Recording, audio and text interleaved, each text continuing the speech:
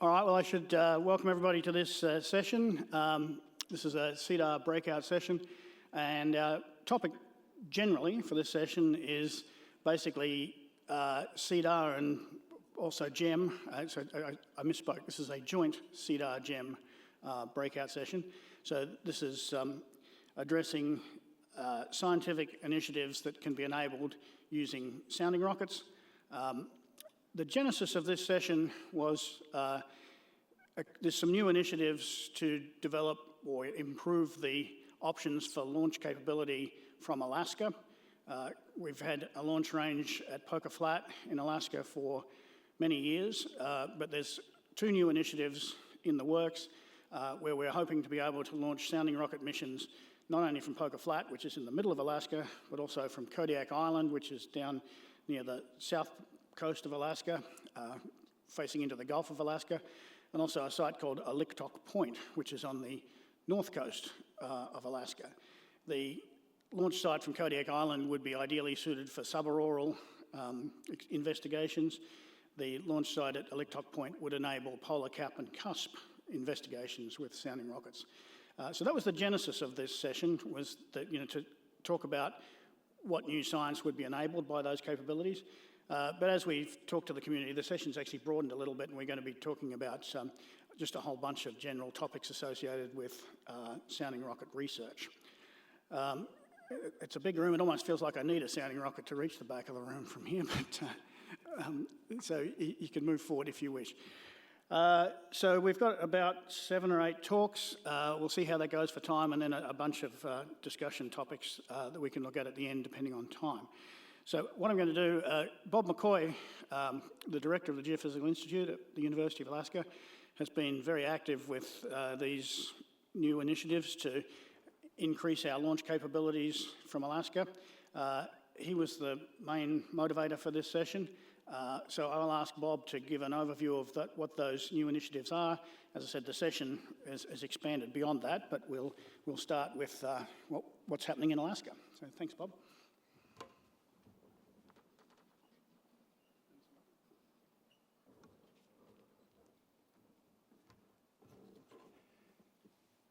So Alaska's blessed to have 2 rocket ranges. And this talk is about how the 2 ranges are going to work together. The goal is to lower the cost to access to space, both sounding rocket and orbital, but also to provide new opportunities for science from NASA.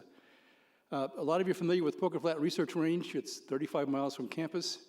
But in Kodiak, there's a Pacific Spaceport Complex, Alaska, owned by Alaska Aerospace Corporation, state-owned corporation, and we're working together to increase launch.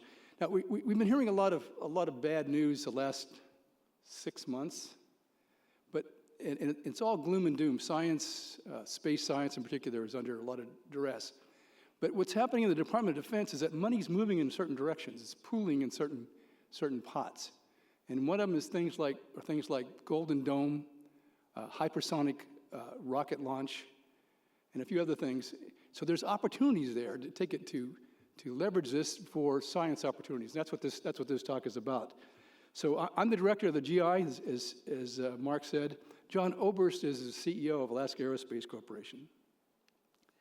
So just to mark us on the map, Poker Flat, we launched to the north. It's been around since 1969. It was created by GI faculty. We have a contract with NASA Wallops to launch rockets there. They've launched over 300 launches. It's a great place to study the aurora, but also last April, 2 solar scientists, Lindsay Gleesner and Sabrina Savage, launched 2 rockets to look at the sun. We can go high. We've gone to 1,700 kilometers, and we can hold for a long time. So I think Lindsay and Sabrina held for 12 days. It's a great place to launch. Alaska's pretty empty. If you look at the light green little triangles facing north, we launched to the north. We can't fly over the pipeline, and we can't fly into Canada. Those little light green areas, that's actually the largest launch range, land-based launch range in the world. Woomera's similar, but I think we're bigger. Alaska Aerospace, they're on Kodiak, as Mark said. They launched to the south into those from 110 to 220. They launch missiles, rockets, and they launch into orbit, polar orbits out of Kodiak. And like I said, it's a state-owned corporation, so we're working to team up for increased launch. So Alaska Aerospace was created in 1991. This is some excerpts from the state law. And you see there's several references to the University of Alaska Fairbanks and to the Geophysical Institute. Alaska Aerospace is supposed to help us in many ways. So it's been kind of a natural that we team together. And so for the past year, we've been looking at this more carefully. How can we leverage each other? So for example, NASA launches out of Poker. Alaska Aerospace, they launch out of Kodiak with an FAA license. So what we're working on is having them get us an FAA license so we can launch so they can launch rockets out of Poker and maybe other places in Alaska. Then 2 weeks ago, John came up to Poker, came up to the university, and we signed an MOU for cooperation between these two state organizations, the GI and AAC. I know we look like men in black, but we were signing an MOU for increased cooperation. Senator Murkowski likes both of us.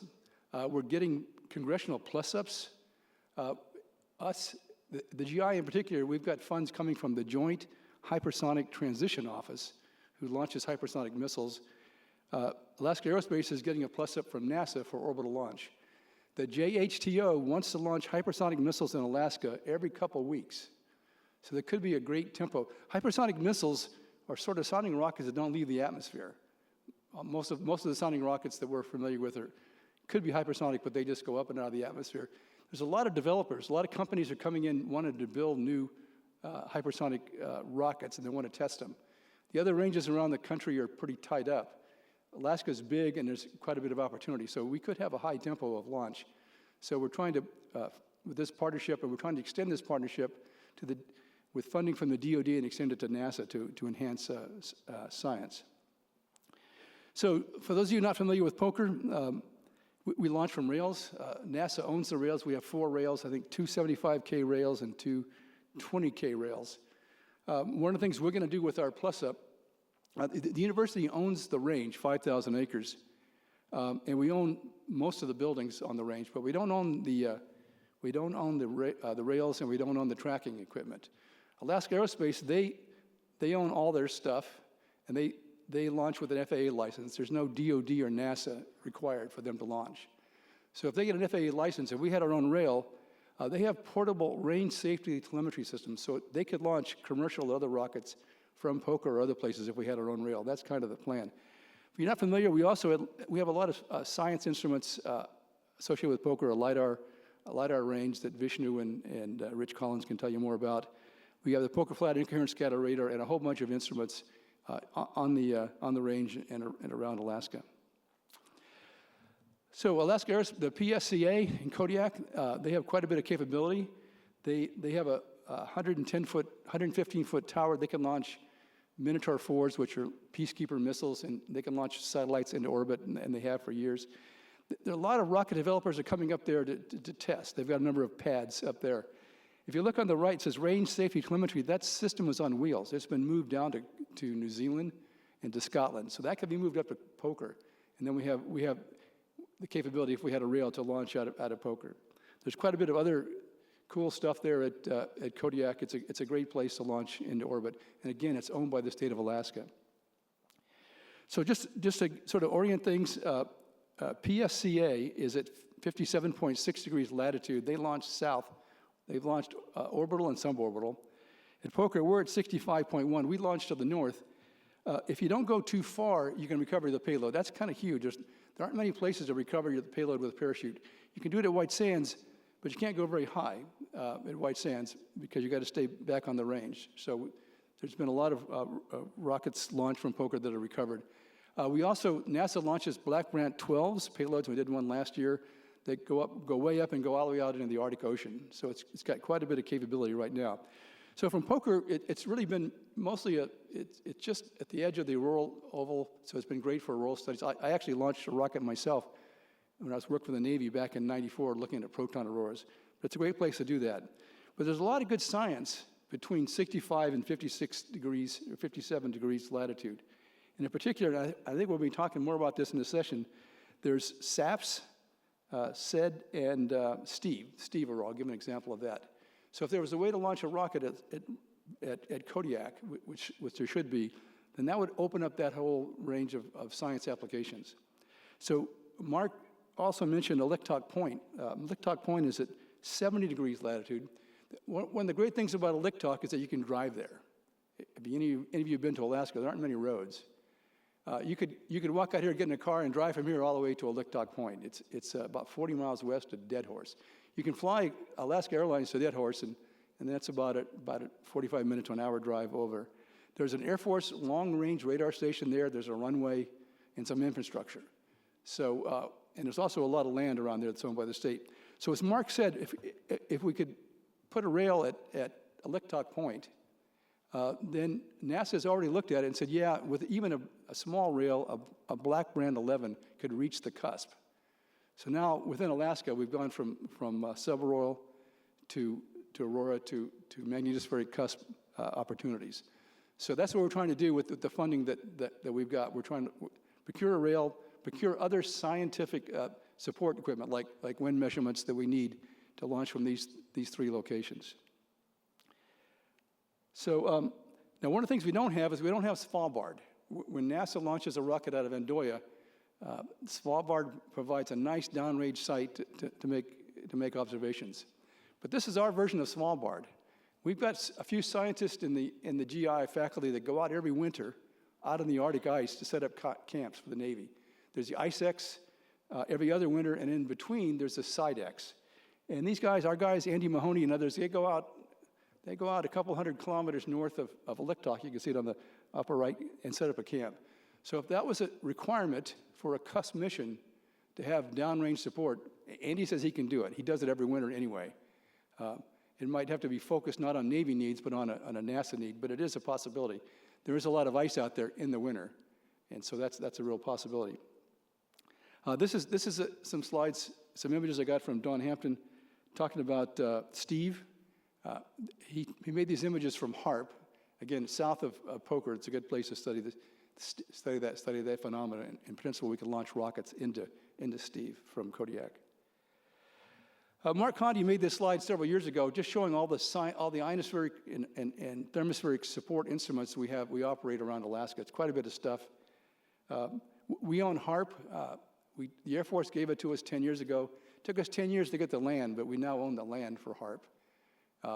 We have a contract with NSF. We had an open house on June 14th, and we'll have the PARS, Polar Aeronomy and Radio Science summer school, coming up this summer. So we can run HARP. It's got quite a bit of reach. For the Air Force, we've been doing some over-the-horizon radar experiments with HARP, and we think we can reach out in any azimuth out to 4,000 kilometers. And quite a bit of science we're doing in HARP. There's also the Super Darn and quite a number of other instruments around Alaska. I mentioned HARP. It's in Gakona. It's about 62 degrees latitude. It can transmit anywhere from 2.8 to 10 megahertz. There's 360 transmitters, 180 cross dipoles. It's the most powerful HF transmitter in the world. And you can do a lot of things that HARP you can't do anyplace else. We own it. We arrange campaigns with NSF funding. And for the DoD, we run it when they pay us. It's quite a capable site, and it could play a major role in Golden Dome. The Air Force is interested in using HARP as an over-the-horizon radar to track aircraft, and that seems to be working well. These are a couple slides. I think Kylie talked about the scanning Doppler interferometer on Sunday. Very powerful instrument. There's 3 of them in Alaska. Mark Conti and Kylie have developed this. It's pretty amazing. There's several LiDARs, lasers at Poker, and that I already mentioned Rich and Vishnu can talk to you about. And we'll be deploying 2 of those lasers to HARP soon, one this summer and one next summer. So we have a LiDAR capability at HARP. And with that, I just want to make you aware of the opportunities. Please think about what could be done from 56 to 70 plus degrees latitude. Think about how we leverage all the DoD interest in hypersonic missile launch, rocket launch, and Golden Dome. Thanks.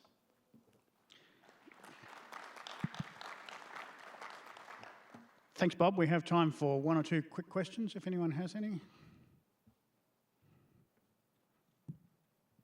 Yep, a question in the middle. Yep. From Kodiak, I think the only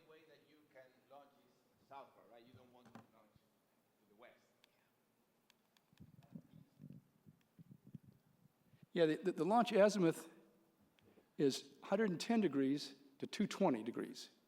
And so some of the interest in the DoD is to develop an elution test range where you use the elutions. You put instruments along the elutions to track hypersonic missiles. This is to launch into orbit. A sounding rocket, and potentially that could be launched to the west. And the DoD is talking about wanting to launch hypersonic rockets out of Kodiak and have them come down in Canada. So that could open up a lot of scientific opportunities that we've never even considered about before. The other thing I should mention, Alaska Aerospace wants to launch orbital out of Poker. We ruled it out years ago because all the upper stages would fall on Norway. But now a lot of orbital developers are launching rockets that come back down to where they start from. Yeah. And from Poker all the way north, there's quite a bit of land we could pick a new site and launch. Yeah. Sorry, you mentioned the importance of these measurements to study STEEP, for example. Yeah. But also you should add SARARCs.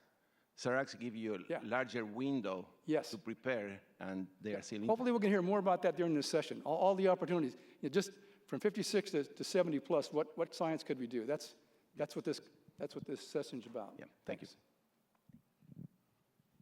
Okay, thanks, Bob. I think we probably should move on unless there's an urgent additional quick question. No, I think we should move on. So I think our second speaker will be Kathy Hesch from the Sounding Rocket Program Office. Kathy is going to give us an overview of some of the technical requirements to take advantage of these launch opportunities and maybe some other thoughts from the Sounding Rocket Program Office. So thank you.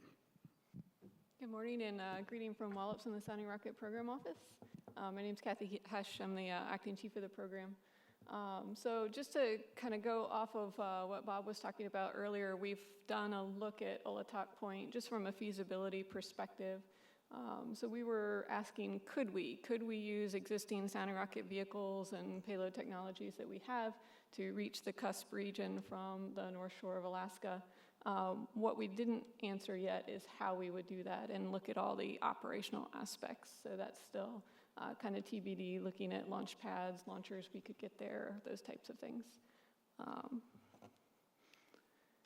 So this slide kind of talks about the different vehicle combinations that we looked at, as well as payload weights.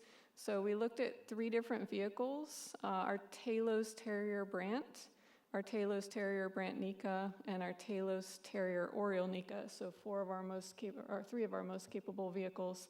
And we looked at 450 pounds, 600 pound, and 750 pound payload to see what kind of apogees we would hit.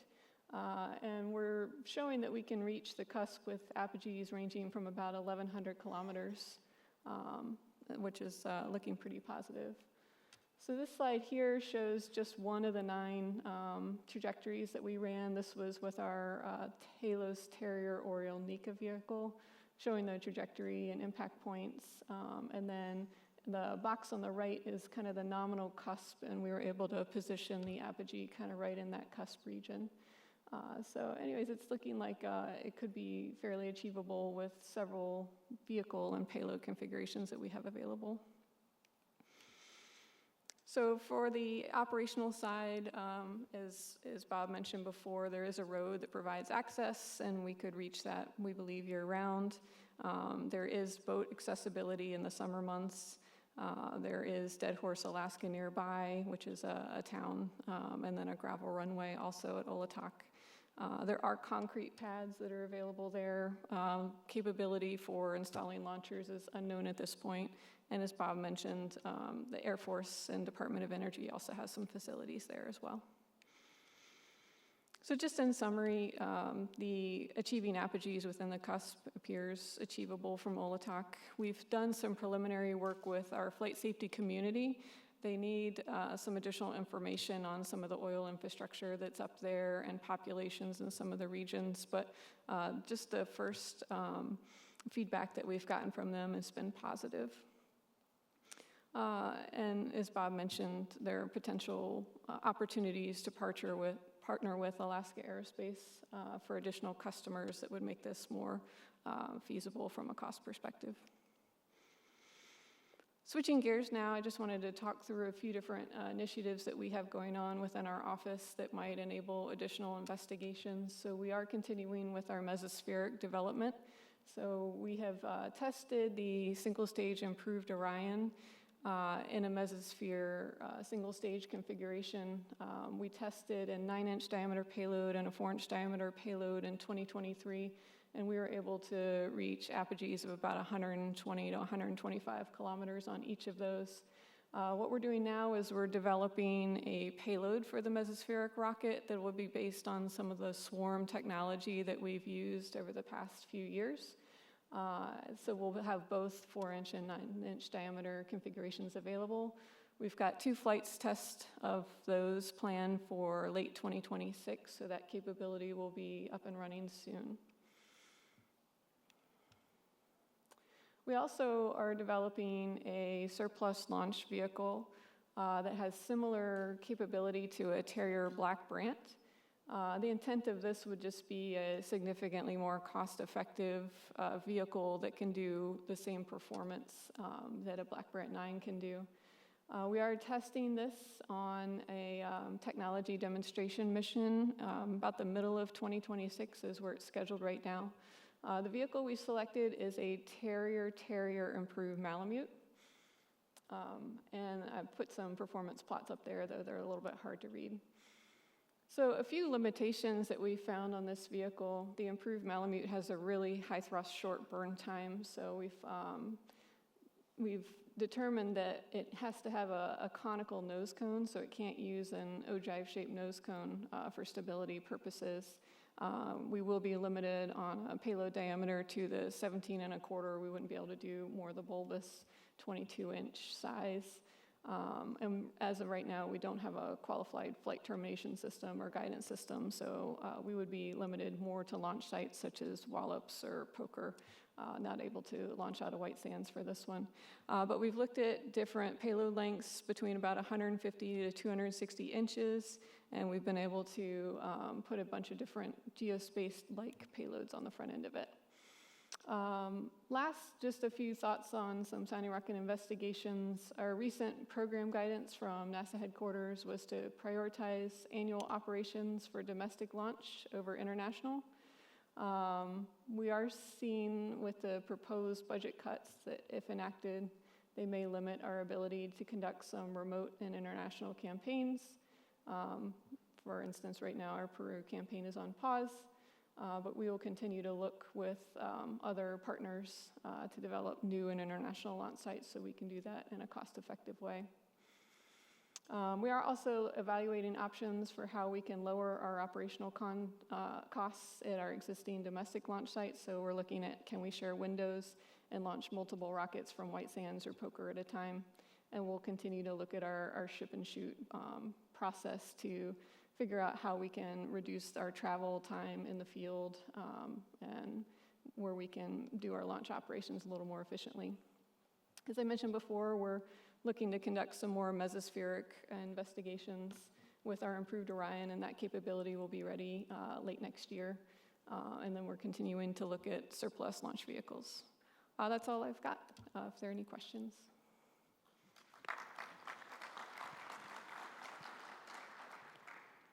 Thank you, Kathy, for that overview of what's possible and what might be coming up. We appreciate that. And you know, the Sounding Rocket Program Office and the contractors just do a fantastic job of implementing all the bizarre ideas that we come up with for science. So, particularly with the new launch site opportunities, at least in my time, what I have seen is that creative ideas are very much welcomed by the program office. Not to say that they can actually do everything, but they're very willing to look at new and innovative possibilities and new ways to use the program. So I think we have a couple of moments for questions. If anybody has questions for Kathy about what might be possible within the program.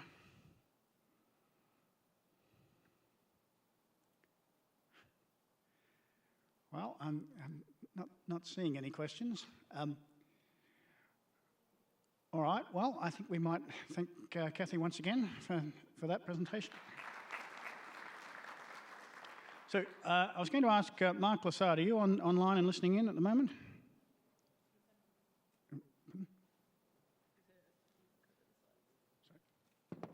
Yes, I am. Sorry. Okay, with your presentation, would you like to, you've just got 2 slides, but you've covered, or basically independently verified some of the conclusions that Kathy just presented. I was just wondering if you would like to just describe these slides. We can hear you quite well in the room here. Okay, I only have 2 slides here. I show my face, I guess. Not that I think everybody knows me. I only have 2 slides, and I didn't have the approach that Kathy has. I wasn't looking for the logistics possibilities. I was just looking strictly from the point of view of science. So the question is, I'll pose this as what are the pros and cons about can we reach the cusp from Alaska, and what does it cost us? Whoa, what was that? Okay. Okay. So right now, for the sake of comparison, the only place where we can really reach the cusp on a regular basis is this is the plot on the bottom right. So this shows the trajectory, typical trajectory. It's launching from the Andoya Space Center down on the north coast of Norway, and it flies through the cusp and then lands not on Svalbard. It can't.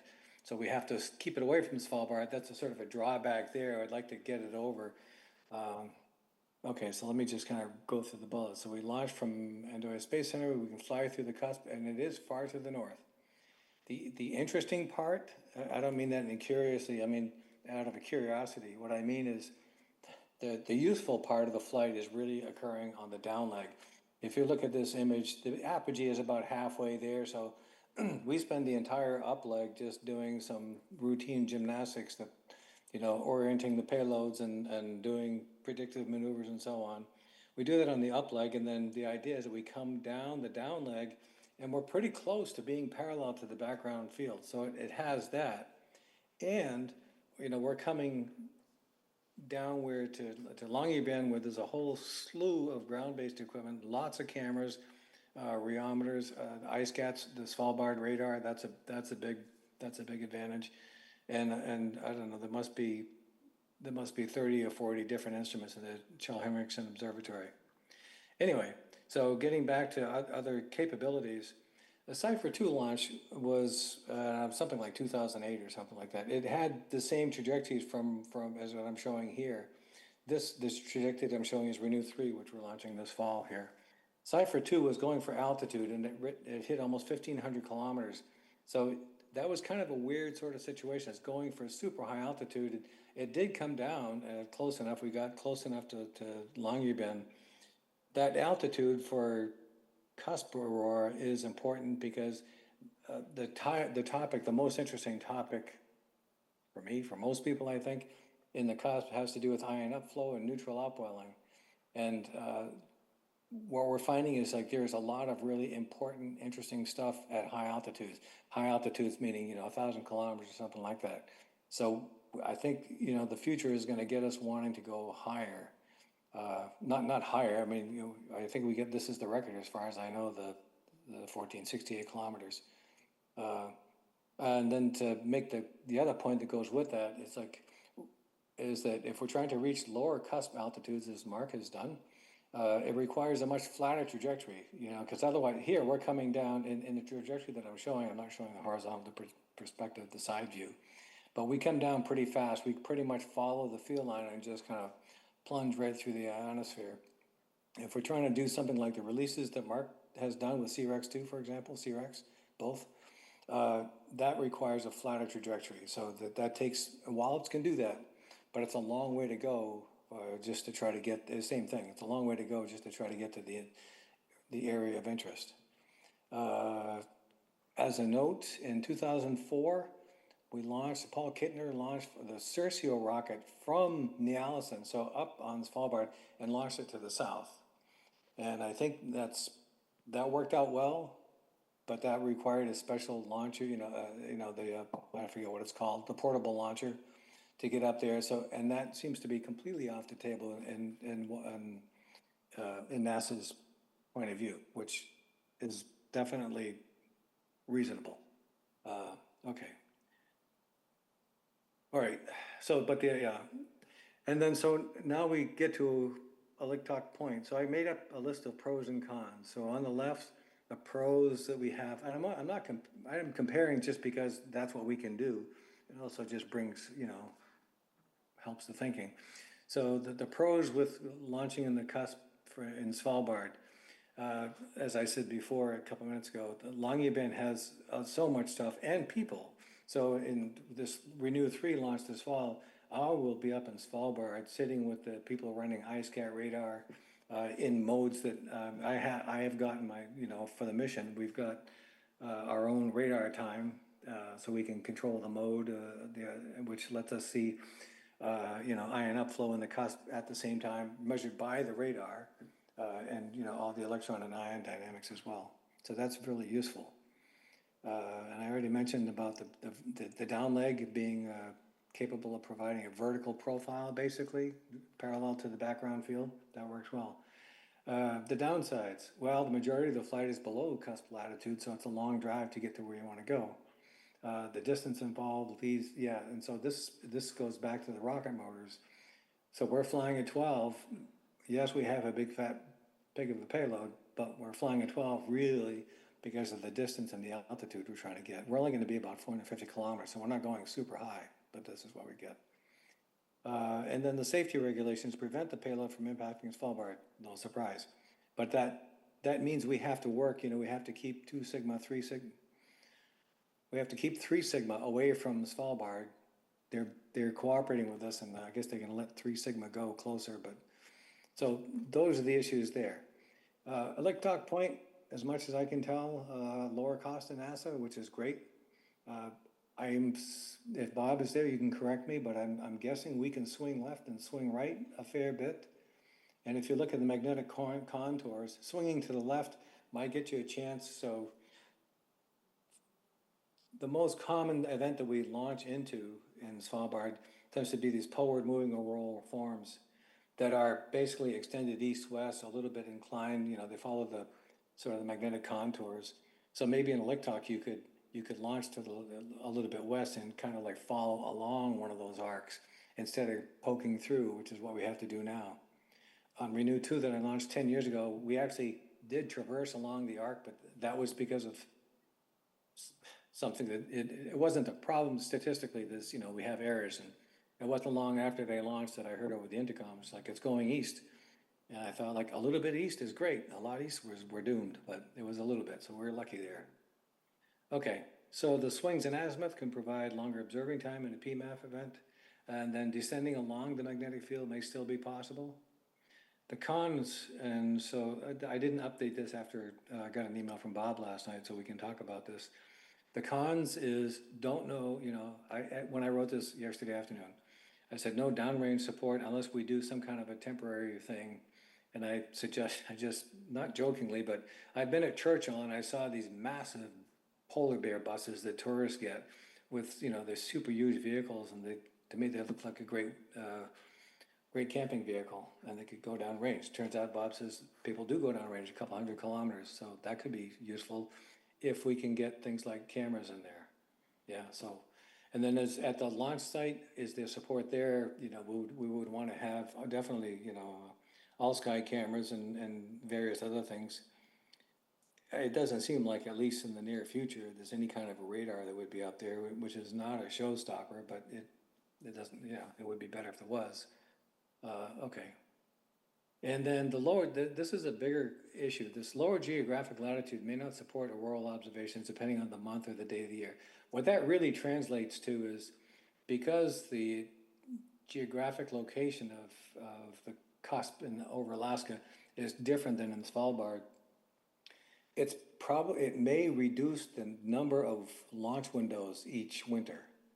So right now we sort of nominally take every month has the 2-week moon down window. That's what most people want, I think. So we have the moon down. So every launch that right now in Svalbard or in Andoya, you could have 2 launchers ready to go and fire off 2 launchers, but lost my place here.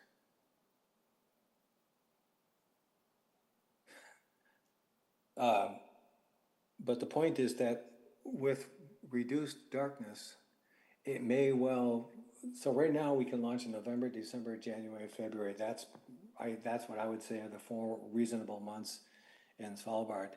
I don't know that you can get 4 months out of here. It might be only 3 months. So you'd have sort of three launch windows. I'm not sure about that. It could be worse too. I mean, we got to really look at the sunrise and sunset tables and so on. We want to get to the geomagnetic latitudes of about 74, 75 degrees, something like that, maybe higher. And then let's see, no downrange telemetry. Maybe that's an issue. I know that in Svalbard there is a downrange receivers, a whole set of receivers, and that lets us not worry about getting data down, on a long mission like that.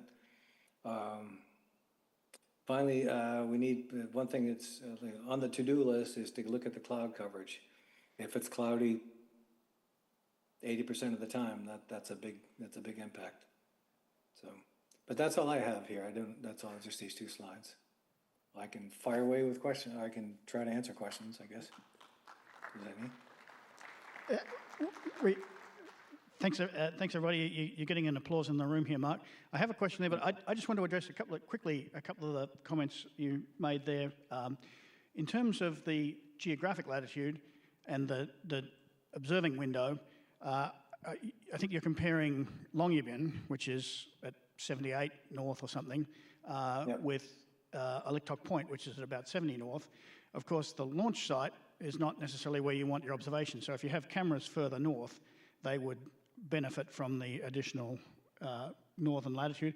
And just to clarify for everyone in the room, I think what we're talking about here is if you want to look at the cusp, that means that you have to be operating at times near local midday. So the constraint is it dark in the middle of the day? Of course it's going to be dark at night in December, January, February, but for the sort of cusp missions, that's a requirement. It also turns out, I was very surprised by this, it turns out Aliktok Point is about 4 degrees or 5 degrees further north magnetically than Andenez. So the actual magnetic distance from the launch site to the cusp would be a little less than what we're doing now. But Bob had a question here. I was gonna say that, but you just said. This whole idea of launching from Aliktok Point was Mark Condy's idea several years ago. So I was gonna hand the microphone to Mark, but it looks like he already did that. And you just pointed out that Andenez and Aliktok are almost the same geographic latitude. Yeah, so geographically they're very similar. I mean, for looking at the cusp in Andenez, we don't care about what the geomagnetic latitude is there, right? I mean, the interesting stuff happens much more over Longyearbyen and a little bit to the north of that, a little bit to the south of that. And what is that geomagnetically? It's at least 75 or 76. So we have to do more of a, go through the details. I understand your point, Mark, about, the cusp is going to be north and you can reach it. And the end, yes, you can. The question is going to be, is it going to be further north enough so that it's sort of on the others, at noon, will it be further north enough to be in darkness? And that's what I'm not sure about. Because we need the cusp in darkness because we need to see the aurora. At least that's for all the stuff that I do, and I think other people do. I think we have a question. I'd like to make a comment right before my talk, and that is, this Aliktok Point is fantastic opportunity, not just for the cusp, but for polar cap studies and many other scientific endeavors. And I'll make some comments when I give my talk. Yeah, I didn't mean to, Mark asked me to talk about the cusp, so that's what I'm talking about, the cusp. But polar cap patches are definitely a noble cause. Absolutely, yeah, and I completely agree with the comment that there's all kinds of polar cap studies that would be enabled by this as well. Maybe if there's any more questions or before we move on. All right, seeing no questions in the room, let's thank Mark once again. That was very helpful. Thank you, Mark. And so the next talk is from Rob Pfaff, and I think he's going to give us an overview of a whole bunch of aspects of the sounding rocket program and what investigations have been conducted and how that might inform things that we might consider doing in the future with these new opportunities. So thank you, Rob. Well, thanks very much for the invitation to speak. if I gave you a talk on everything we've done at high latitudes, it would take the whole conference. I have 15 minutes, and so I'm just going to restrict myself to some remarks on how the science is driving decisions about launch sites. And this is very general. It's very, as I told Mark, it's uber general. But I still think it might be useful for some thinking. So I just started out by making a list of just some of the many high-latitude phenomena that you could study with sounding rockets, and that sounding rockets are really an ideal platform to advance the science. It's not just that you can launch into them, but having a rocket launch into these phenomena actually significantly advances our understanding. Of course, you have the aurora, and then you have the cleft and cusp and polar cap. But, you know, current fill-line currents, the trough regions, subarauroral ion drifts and electric field saps, then all these others, neutral winds, Alfvén waves, noctilucent clouds. By the way, elliptic point would be great for noctilucent clouds, ambipolar electric fields. And this is just a little, a smattering of examples. I'm going to make some comments on the ones that you see in red, just because I have very limited time, but really talk about how the sounding rocket range, the launch range, the location is so important. It's obvious, but it's so important to the success of these investigations. So the real question is the aurora as a design parameter. And actually on the FAST satellite, for which I served as project scientist, we had long discussions with the Berkeley group and the whole team on using the aurora, you know, to figure out when we're going to turn on and that sort of thing, and what, you know, the width of the auroral oval and things like that. So the design is, so suddenly the aurora then becomes sort of an engineering factor. How does it influence the design of any investigation? Well, this is just, obviously we've seen the aurora, but from just ground-based observations, just over the century, people figured out, you know, there's an auroral zone, and then there's regions that are more prone to have aurora than the others. Then they looked at the fact that varies with local time, and there's different types of aurora, you know, quiet arcs, breakup, and diffuse aurora, flickering aurora. And then we had images from space showing the entire auroral oval and how it changed with substorms. So it really made sense that the very first ranges were all placed in the auroral zone because the aurora was such a driver for a lot of the research. And so the four sort of established ranges that NASA has at least sent sounding rockets to are these four: Fort Churchill, Andoya, S-Range, and Poker. And I have a slide on each one. It was very high level. Fort Churchill, unfortunately, is no longer available, but it really served the community well, really from the 60s. And one of the interesting aspects of launching from Fort Churchill is that you launch eastward. So you'd actually launch along the aurora. And so there's some investigations that were really enhanced by that. It's a great launch. There's a large facility there. As you can see, this one photo in the middle, I think 1965. I don't remember when the first launch was, but unfortunately, it's sort of no longer available to us. Then we had Andoya, I think it was 62. I don't have the dates quite right. That's launching over the ocean north. It's a large complex. You know, the Norwegians have really invested in this with going into satellite launches and things like that, but this just gives you the flavor, so to speak. There's a ground-based facilities at ISCAT and Alamar, and you know, very high-performance rockets go out over the ocean, and actually you can hit the polar cap and cusp, and I'll talk about that later. But that was Andoya's, the Norwegians' sort of entrance into the auroral physics with sounding rockets. They had a very active program, still do actually. And meanwhile, S-Range, almost at the same time, started developing their own range. S-Range is interesting in that it's like white sands. It's highly constrained as far as how far you can launch. But it has land recovery, it has downrange science instruments, and it's also very successful range. So that's Norway and Sweden sort of go together with these two different ranges, different requirements on each one, but they've served the community quite well.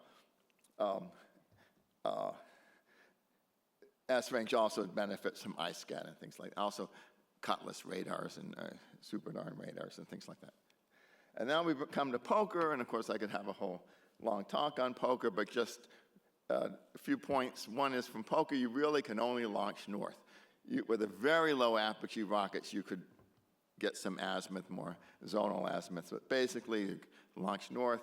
As Bob said, Bob McCoy, if you don't go too high, you can recover. It's really great. If, on the other hand, if you have a Black Brant 12, you can go out and land in the Arctic Ocean. It's just a tremendous range, tremendous asset for the entire research community. And not just U.S., but internationally. I know Japan has brought rockets and other countries as well. Lots of the downrange instrumentation is so important. The all-sky cameras, magnetometers, Fabry-Perot facilities. Of course, there's Pfizer right at Poker, LiDAR facilities. And I think it's very important, I'm not just saying this because Bob is here, the fact that it's associated with a university, I think, has just been a key point for the success of Poker, and that's, of course, the University of Alaska at Fairbanks. And it's relatively near. You can drive to the machine shop at University of Alaska if you need to. Okay, so back to the aurora as a design parameter. In the early days, we didn't even know really the altitude the aurora light was coming from. This is an image, obviously, from space, but the whole idea is we all know how the auroras form. But we didn't know that in the old days. And it was really, Dave Evans showing it was KeV electrons coming down and what altitudes those were. And it was really the heyday, in the 60s and 70s. So rocket experiments were just really fundamental for revealing a lot of the basic mechanisms associated with the aurora. So here's another way to show this. You might think, okay, we're done. Ha ha, not even close. And the most important thing is people still wanted to know what was driving, even to this day, what is driving those KeV electrons? How are they being accelerated? And what happened was every time we went to higher altitudes, we started seeing new things. And this was really pioneered by the Berkeley group, that's Chuck Carlson, but also Roger Arnoldi and others, Paul Kentner, et cetera. And they always wanted to go higher. And why? Because when you went higher, you saw new things. And this is a slide we put together for, I think it was Dan Golden or something. No, people were questioning why we keep flying the aurora. And I put this slide together. Forrest Moser came to my office. We went to see chief scientist at NASA together, Francis Cordova. And we made the point. And I said, well, Forrest, should I put new physics? And he said, yes, put new physics.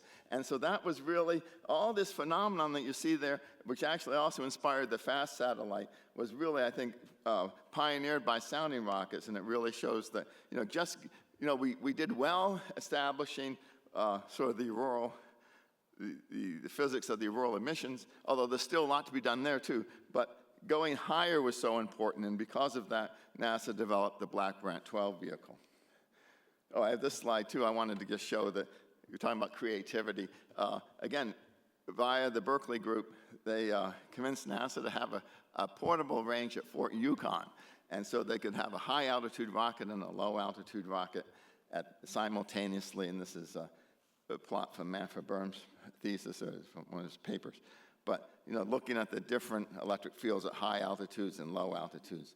And again, getting high, doing detailed, important physics above the aurora has been so critical, and that really sort of came up later. And so all these ranges that are in the auroral zone, is really, they like to be a little more equatorward, so that apogee would be over the aurora. And in fact, those who have launched these high altitude rockets from Poker Flat know that if you launch, when the aurora is over Poker, that's not when you launch, because you're going to be downrange. You wait for the aurora to be downrange, and if you have a really high altitude rocket, like Black Brant 12, you have to wait really for the substorm to be sort of recovering, for it to be coming back north, so you catch it on your flight, on your apogee and downleg, because your rocket's going so far north.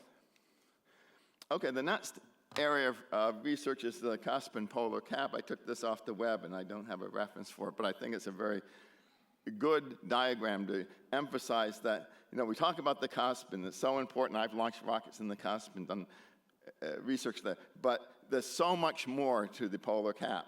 And, we have the polar cap patches, and we have the polar cap convection, and we have the polar cap transpolar arcs and things like that. So there's really quite a bit at the higher latitudes in the polar cap that we can go after if we just could get there. And I think Andorra has really been a great stepping stone for that, but a Lichtock point in particular will help, will provide a new window for this. Just a few comments here is this has been identified as an important region, for decades. And in particular, NASA's had launches from Greenland. There's been launches from Thule, but most of the NASA campaigns have been from Sonderstrom Fjord. And by the way, the beauty is, not the beauty, but an aspect of Sonderstrom is you can actually launch south. So you can be in the Aurora and launching south, but most of these launches were to the northeast.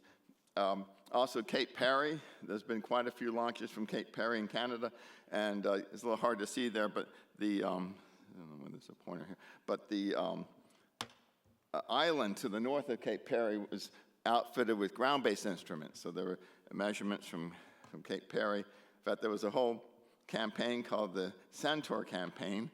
That was joint US, NASA, and Canada, the National Research Council of Canada, and Centaur actually stands for the Cleft Energetics Transport and Ultraviolet Radiation. So even though sometimes they would say they launched in the cusp, they really were just hitting the cleft, but it was still very important. It's important science. Okay, and then moving on now to Ny-Ålesund, I think it's very important to emphasize that the Norwegian science community and their government established a range at Ny-Ålesund, and that's important. I know what Mark was saying about launching through the cusp, over the cusp, the physics of the high altitude cusp, but there's a tremendous amount of research and unknown questions involving the cusp ionosphere, the cusp thermosphere, regarding winds and how do the cusp currents close, and so much you can do in the E region and the F region if you could just launch from the cusp. So the plot on the left is one I made for a proposal, almost 2000, almost 25 years ago. It's been used a lot to show that, the launch from Ny-Ålesund would be on open field lines on the up leg, and then on the down leg, closed field lines, and we looked at the difference between the electric fields in those two regions, and the irregularities were so intense during the cusp and then very quiet, and I give a whole talk on it. But the point is having a range in the cusp, under the cusp, I think has been really invaluable, and the Norwegian scientists with their poleward moving forms and the all-sky cameras and all the ground-based instrumentation. In fact, they actually established a Svalbard ice gat in Longyearbyen to be right in the cusp, and that had used in conjunction with a lot of these rockets from the cusp. So, although I couldn't agree more about the beauty of going high and through the cusp, having a range actually in the cusp, I think is a real asset for the community and a credit to the Norwegians. I guess this is just one example of a campaign that was called the Grand Challenge campaign that had many rockets from Andorra through the cusp. This was Craig Kletzin's Trice, Jim LaBelle's Caper, and then from Ny-Ålesund, Doug Rowland had visions too, and there was several others, as you can see here. So by putting a lot of the rockets together, NASA saves money for operations, and this was a very successful one involving the cusp. About done here, but I want to really emphasize what motivated me to come give this talk was to talk about the importance of Kodiak. And I don't have a slide showing Kodiak because I was told that would be shown already, which it was. But I just wanted to emphasize some of the science that can be done by subaurora latitudes. And there's so much interest, as Steve rightfully so, and as Steve actually, a result of these very large electric fields. I look at one of my images there in the middle, I guess it's MACTA PC or something is on its side, but those are large electric fields.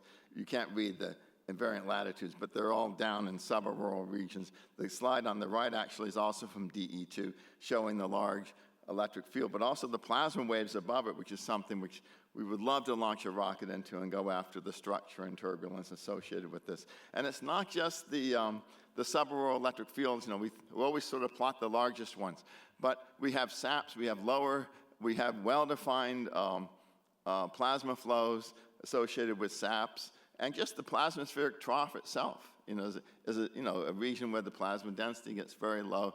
It's all subaraural, very important chemistry there, aeronomy, and it really needs to be explored. So my last slide, I said, okay, well, let's say you want to have a rocket range. Where would you put it? Obviously, it depends on what you want to measure.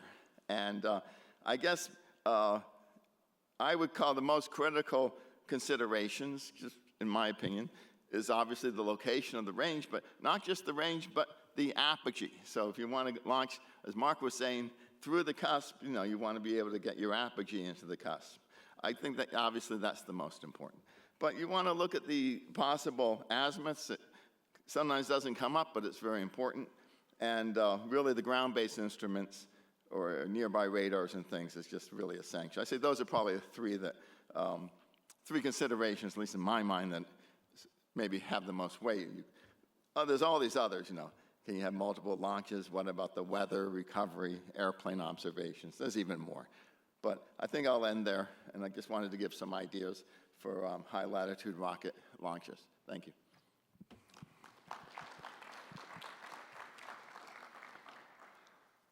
Thanks, Rob, for that nice overview of what has been done and what might be possible.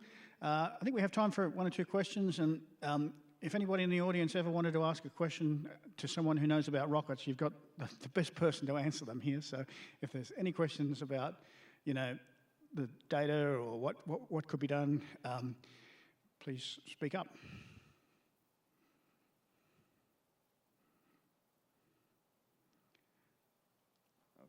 I just want to say that another thing is not to loosen clouds and mesospheric phenomenon.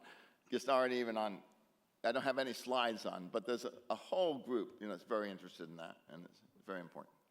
Yeah, I think there was some, dust collecting missions and things like that associated with that as well. All right, well, thanks, Rob, since it seems like there's no questions. Let's thank Rob once again. And our next speaker is Paul Bernhardt, who I think is going to be describing some innovative experiments you could do combining rocket instrumentation with the HARP facility. So thanks, Paul. So people have wondered, can you fly a rocket over HARP and take data? And the answer is no, because the people in Anchorage get upset. We've been looking at other opportunities that you launch north, and HARP is to the south, but you look for the waves that are produced by HARP. Now, the diagram on the bottom shows the VLF waves that are made by modulating the electrojet. And those waves were predicted to go straight up and then couple into the magnetic field lines and maybe even interact with the radiation belt particles. Next slide, please. Or do I do that? Okay, I'm sorry. Now, why do we care about radiation belts? Is because they damage satellites. How do we know that? That in the late 50s, early 60s, people actually pumped up the radiation belts with nuclear detonations. It killed off a number of satellites, and this is a worry that something like that may happen, and we'd like to figure out, is there some way we can get rid of the enhanced radiation belts that some of these nuclear detonations have? Next slide, please. So the idea is you have a transmitter on the ground, let's say HARP, you modulate the electrojet, and the waves go up and they interact with the radiation belts and dump them into the loss cone. The problem with that is the signal amplitude from HARP and every other source we know, including ground transmitters for the Navy, just make too weak. The signals are too weak. They're like 1 picotesla. So we've been trying to ask the question, can we use the amplifier, the ionosphere as an amplifier? Next slide, please. So what we're doing is launching VLF waves from the electrojet, going through the F region, and somehow coupling energy into the F region and makes it an amplifier. The signals then go up to maybe 1,000 picotesla, the radiation belts are gone, and everybody's happy. Next slide, please. So we want to do experiments with that. We use satellites to amplify the waves at HARP, and including the Cassiope satellite with the radio receiver instrument and Arasi. This is interesting, and we've done numerous experiments from that, and we've looked at this process. Next slide, please. So I cannot see that text, but I'll see it over here. Great. So the objectives of a HARP VLF science mission using sounding rockets is to scan VLF waves with HARP if you launch a satellite, a rocket, go all the way from the ground to space. Now, the satellites can only see the waves in space, but in order to understand how these waves are, say, traveling out from a transmitter on the ground, a sounding rocket can make that measurement and measure the magnitude and spread of the Whistler waves after amplification. So we're trying to amplify the waves and see how that spreads out. The background on this, that radiation belt particles are harmful to satellites. Generally, the waves we use can generate are too weak. We're looking for amplification, and we actually demonstrated between 30 and 60 dB amplification using a rocket exhaust technique, and we're seeing if we can also do that with HARP. And there's several papers on that. So what we did was an experiment, and we saw 25 dB amplification from a satellite, except, and I'll show you the data, the satellite was not overhead, but it was 2,000 kilometers to the east. And the question is, how do those waves get over there? Finally, why use a sounding rocket and not a satellite? Because rockets measure the HARP-generated waves below satellite altitudes. Sounding rockets measure an altitude profile of the amplified whistlers, and then you can also launch a rocket at the time when the HARP is working fine, everything's working fine, and you have a good criterion for launching the experiment. Next slide, please. So this is the idea. You modulate the electrojet, which is the electrojet's that red arrow, with HARP, and launch your relatively weak VLF waves. Next slide. Then you use the other half of HARP to make waves in the F region that amplify the signal. And these are actually lower Harped waves. Next slide. And you also have field line irregularities. So you're putting something in the way of these VLF signals, and the theory says this will amplify the waves. Next slide, please. And then you fly a satellite over that and measure the amplified waves. So here's the results from the experiment. Next slide, please. So on the left are the trajectories that we're flying with the Cassiope satellite 2,000 kilometers to the east of HARP. On the right are the signals that were shown to be amplified by this technique, where if that pulse on the bottom goes up, means you're turning on the amplifier. So it worked, except we can't figure out how the waves got 2,000 kilometers away at 900 kilometers altitude. So we need to repeat this experiment with a measurement of the waves all the way from the surface of the Earth to as high apogee as we can. Next slide, please. So that's the schematic for the experiment. Way to the south, you have HARP. You then excite the waves in the electrojet, and then you can see the waves that are in the Earth ionospheric waveguide, the waves in the whispering gallery between the D region and the F region, and also the waves that are in the F region. And that's the rocket trajectory. So this is just an example of how you can get a better understanding of some physical process that you're trying to optimize using a sounding rocket. Next slide, please. And I think that's the last. Okay, thank you.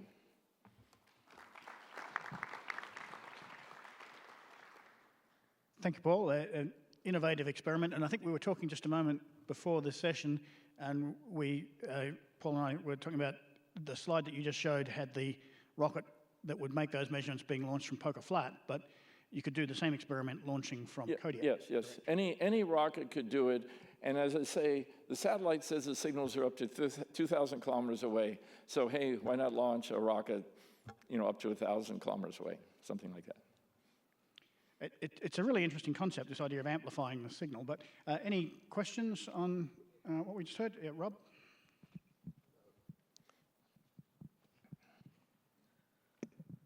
far be it for me to suggest still another Alaskan rocket range.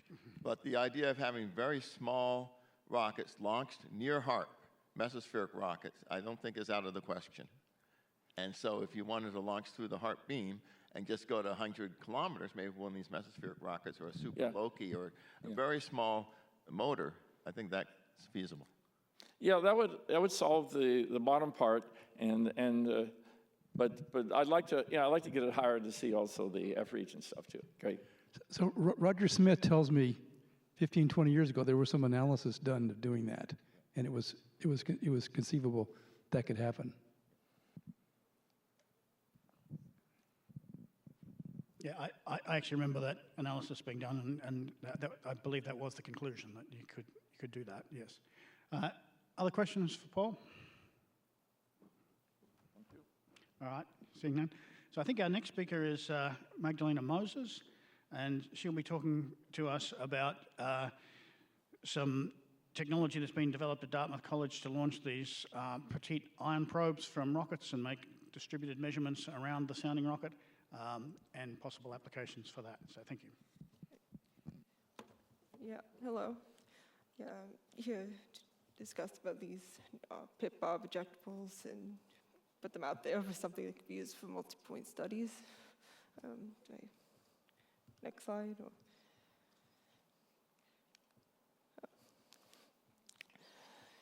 So pip-bobs, these small ejectables that usually released on the up leg, and they provide an opportunity for spatial structuring measurements, especially in places where we lack imagery, like over the oceans. Just a little background on the pip-bobs.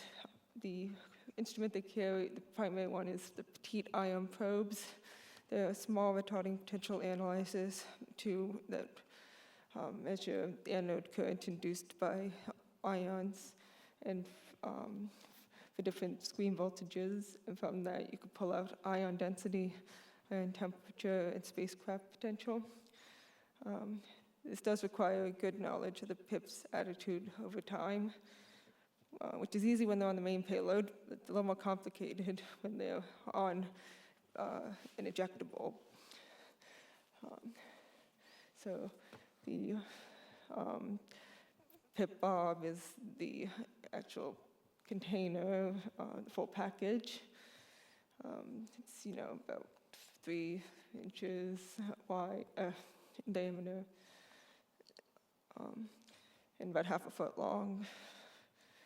And pip-bobs can be placed different configurations. Usually we have one facing sort of the front of the bob and the other facing the side, but we have had occasions to fly 2 side pips, like for APEP too, so that's a possibility. It depends on what you're looking at. We determine the attitude using onboard IMU magnetometer data. So comparing that with the IGRF and known ejection directions of the pip-bobs, we can deconvolve the attitude and get pip data. And as I said before, these allow for multi-point measurements. On kinetics, we had 2 bobs, and you can see around the 2 barium releases, they were about 3/4 of a kilometer and 1 kilometer apart from the main payload, respectively. So we got 3 points of measurement, the 2 bobs and the main payload. Here's a little diagram of the animation. Yeah, for the animation, the pips are on the side. They use, but for kinetics, one was on the front, one was on the side. So they have the spin, the coning, motion, and precession. We check that the attitude solution's right by comparing, on the graph there, comparing peaks in the anode current to low angle of attack. And when we've got those matched up, we're fairly confident in the attitude solution.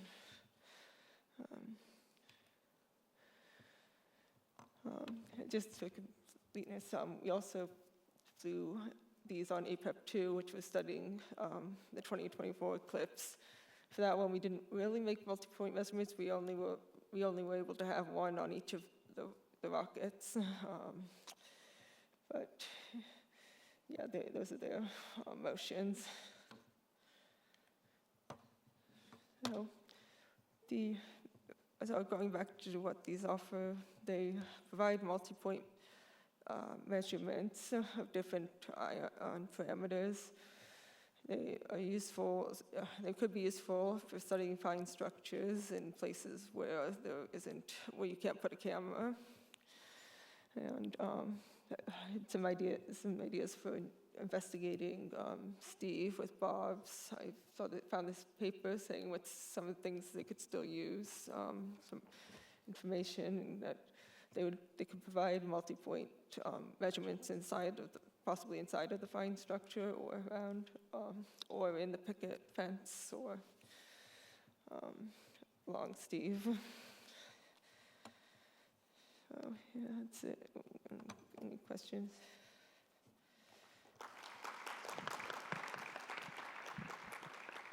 Thanks, Magdalena. So, I think this is a really, this is one of the new technologies that we've been working on for a long time, but this idea of being able to eject instrumented sub-payloads from a sounding rocket and be able to make multi-point measurements in a distributed constellation around the vehicle, that completely changes the physics you can look at. If you can increase the dimensionality of your measurement by, an instrument on a sounding rocket, essentially it makes a one-dimensional measurement along the trajectory.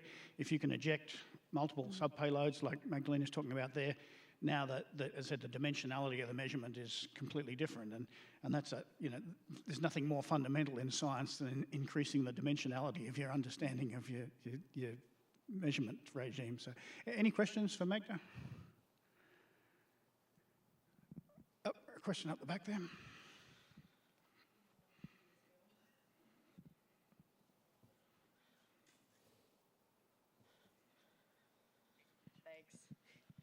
Maybe run a bit less. But hi, I was curious because you said that there would have to be a lot of tracking for when it's in the ejectable. Do you have a plan yet of how to do that? If you might have said, I might have missed it, but I was curious. So it's not really about the tracking, but determining the orientation of the pit bob over time is what's needed for getting thermal parameters from the data. But we have demonstrated that we're able to do that with these kinetics bobs by using the magnetometer. So the bob has an onboard magnetometer, 3 axes. So we pull the data from that. It's part of the telemetry, and use that, compare it with the IGRF and known ejection direction, which we know from the main payload attitude solutions. And it's a bit of a process. I actually have a poster which describes it a bit more in detail this afternoon. But we are able to extract the attitude from those. Actually, NASA gave us, and if you're talking about like the spatial distribution, NASA was able to give us a good tracking for that, for the payloads, and that's actually where we got those plots from, is the data for those. That's awesome, thank you. I was just also going to follow up to say that Wallops has really done a lot, I think, to enable this type of new technology. In fact, the person sitting next to me, Kathy Hesh, has been instrumental in helping develop. Some people call them bobs, some call them swarms, some people call them other things. But there's been quite a few researchers. Actually, we've had chemical releases from these, and it's been a tremendous boon for the program. And so I think it's an excellent example of the scientists working together with Wallops, and Wallops being very responsive and enabling of this type of measurements. And yes, they can get the data transmitted fine from the bobs, no problem. And I think it's a real success story. I completely concur. There's a question here, but I was just going to say that there's a quick follow-up, and this is actually a question for Kathy. As far as I know, these ejectables so far, we haven't had GPS data come back to give the position of the ejectables. Is that true, and is that something that we could resolve? We do offer GPS on the spring ejects, but we haven't been able to integrate them into the rocket-propelled ejectables yet. But I do believe we have flown a couple of Dr. Barjatia's missions with GPS successfully. Yeah, I think that might have been on the back end of our Bob's and APEP.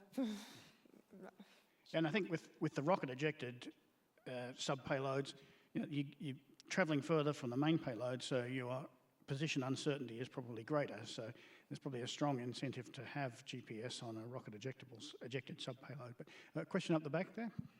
Hi, yes. Thank you for the talk. It was great.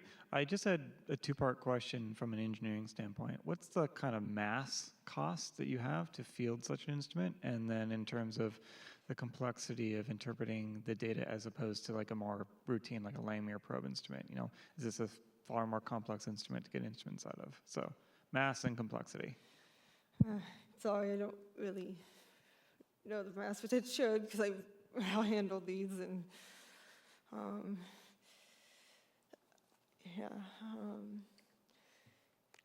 I could offer a couple of comments on that. Yeah. So, I think that the PIP sensor that Magdalena and Christina have been working on is a very low mass sensor. And I think on my C-Rex 2 rocket, there was about 8 of them or something, I can't remember, but quite a lot. So they're very small, very simple, and that's the whole idea of that sensor, is that it's a low resource, low mass, simple sensor, which is why it's feasible to eject it. Yeah.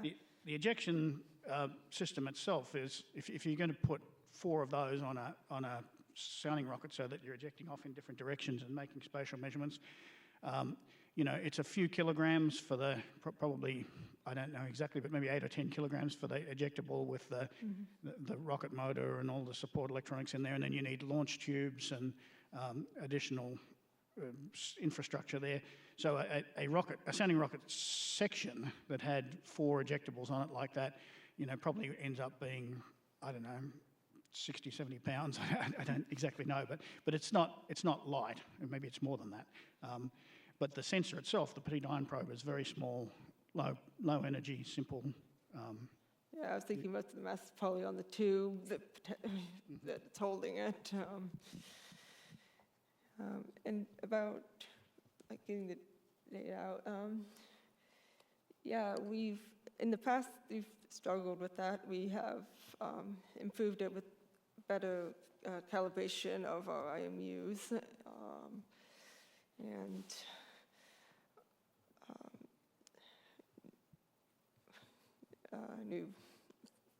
but it is possible, and without too much trouble, you just really need the that IMU data to be pretty clean enough. Of course, even sometimes like APEP Eclipse 1 got into like a bad orientation, and he lost a lot of data because it wasn't looking close to the RAM.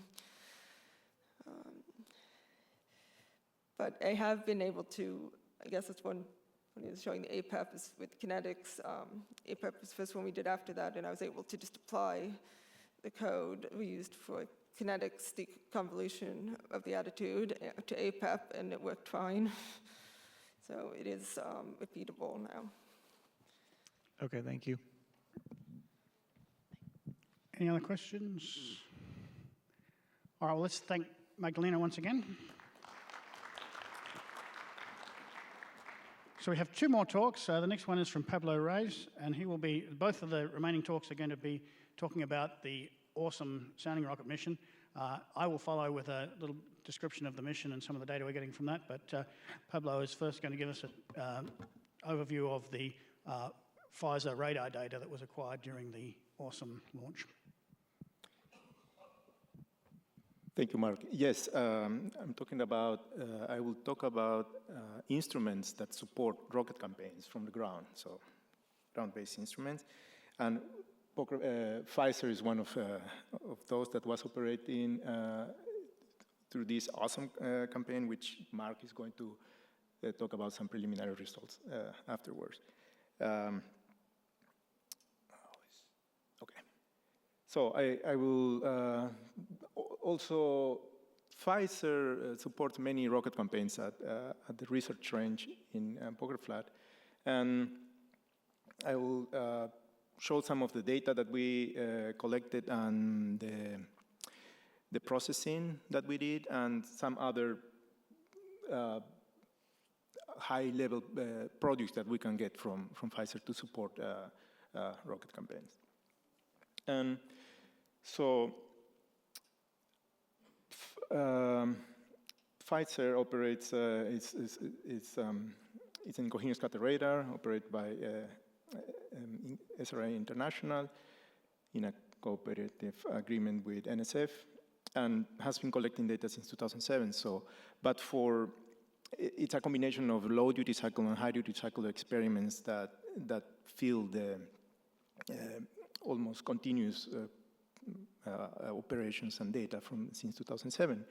And for rocket campaigns, we usually are asked to run the radar in a high duty cycle mode with more beams and better SNR. And these are some of the relatively recent campaigns that Pfizer has been supporting, from rocket campaigns from the research range. The LAMP, Inca, Giraffe, and recently Awesome that was launched in late March this year. And so we schedule, this is a typical schedule of the whole month of March for Poker Flat, for Pfizer, and down in the bottom is like the launch window for Awesome. That it was 3 rockets that were launched on those times in March 25, very early in the morning, Alaska time, and third rocket was launched later on in March 29. And the data has been processed and is available in Madrigal and our own, in SRI servers. The mode that was configured, Pfizer, is this world-day mode that has 11 beams. It has a long pulse and alternating codes for characterizing the F region and the E region. And we get fitted products for incoherent scatter spectrum and resolve velocities in the F region as a function of latitude. During the same window, it was an active time, so while we were not, for the window of launch for Awesome was between 6 UT and 18 UT, and the rest of the time we were in this mode, Themis. Themis is very similar to the World Day mode, but it has 23 beams, so better for imaging, but less resolution, less SNR because the power is distributed in many beams. And all that data is processed. If you go to the database from SRI or the Madrigal, you will see these summary plots with all these plasma parameters at several integration times. This is electron density. Also, we have the standard derived product of line of sight derived vector velocities from the line of sight velocities from each of the beams.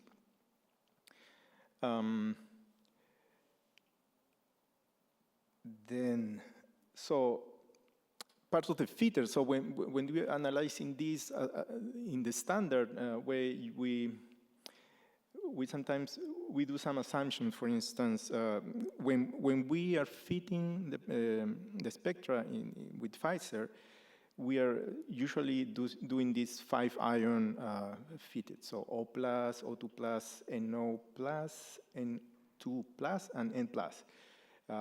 Mainly, and then we do assumption that above 300 kilometers is everything O+, which for some moments, for most of the time, it works out. If not, we have been recently also just don't having that constraint and do the whole, just the feeder, just work out what is the best distribution of this ion composition. And in this case, this was the ion composition that was for one of these rocket launches.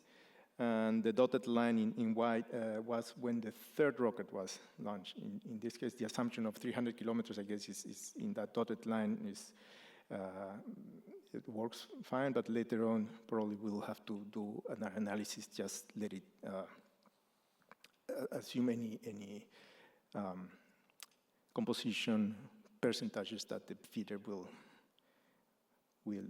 fit best. These are one of the. This is data from one of the beams. On the left, we have the alternating code mode that is good resolution for the E region, where we can see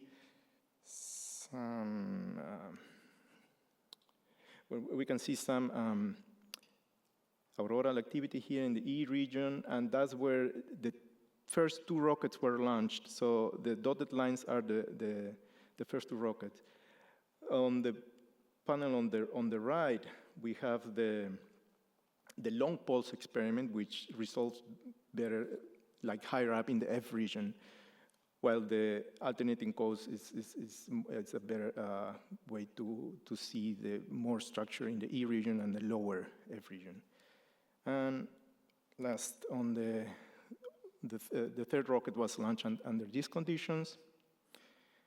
It was interesting to see also how this in the first two rockets. Afterwards, there was a lot of interesting velocities that happened after March 26.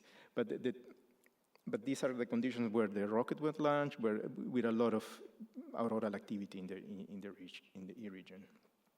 And these are the conditions for the third rocket by the end of the window.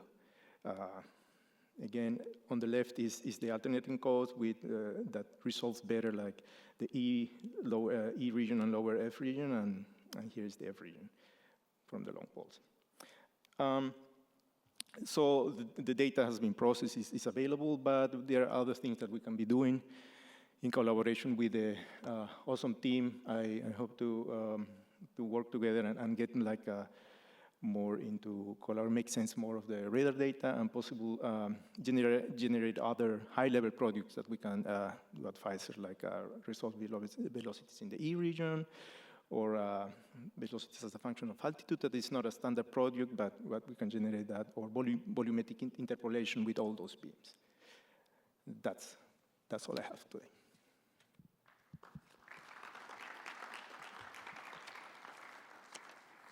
Thank you, Pablo. We haven't really had it's really good to see the Pfizer data available for that for those launches. We haven't had a chance to integrate that with the rocket data yet, but I think one of the really good take-home messages from this talk is the type of support data that would be available for experiments that people might want to propose from Poker Flat. You know, these are the sort of additional diagnostics we can use to support the whatever rocket campaigns people want to do. Any questions for Pablo about the Pfizer data?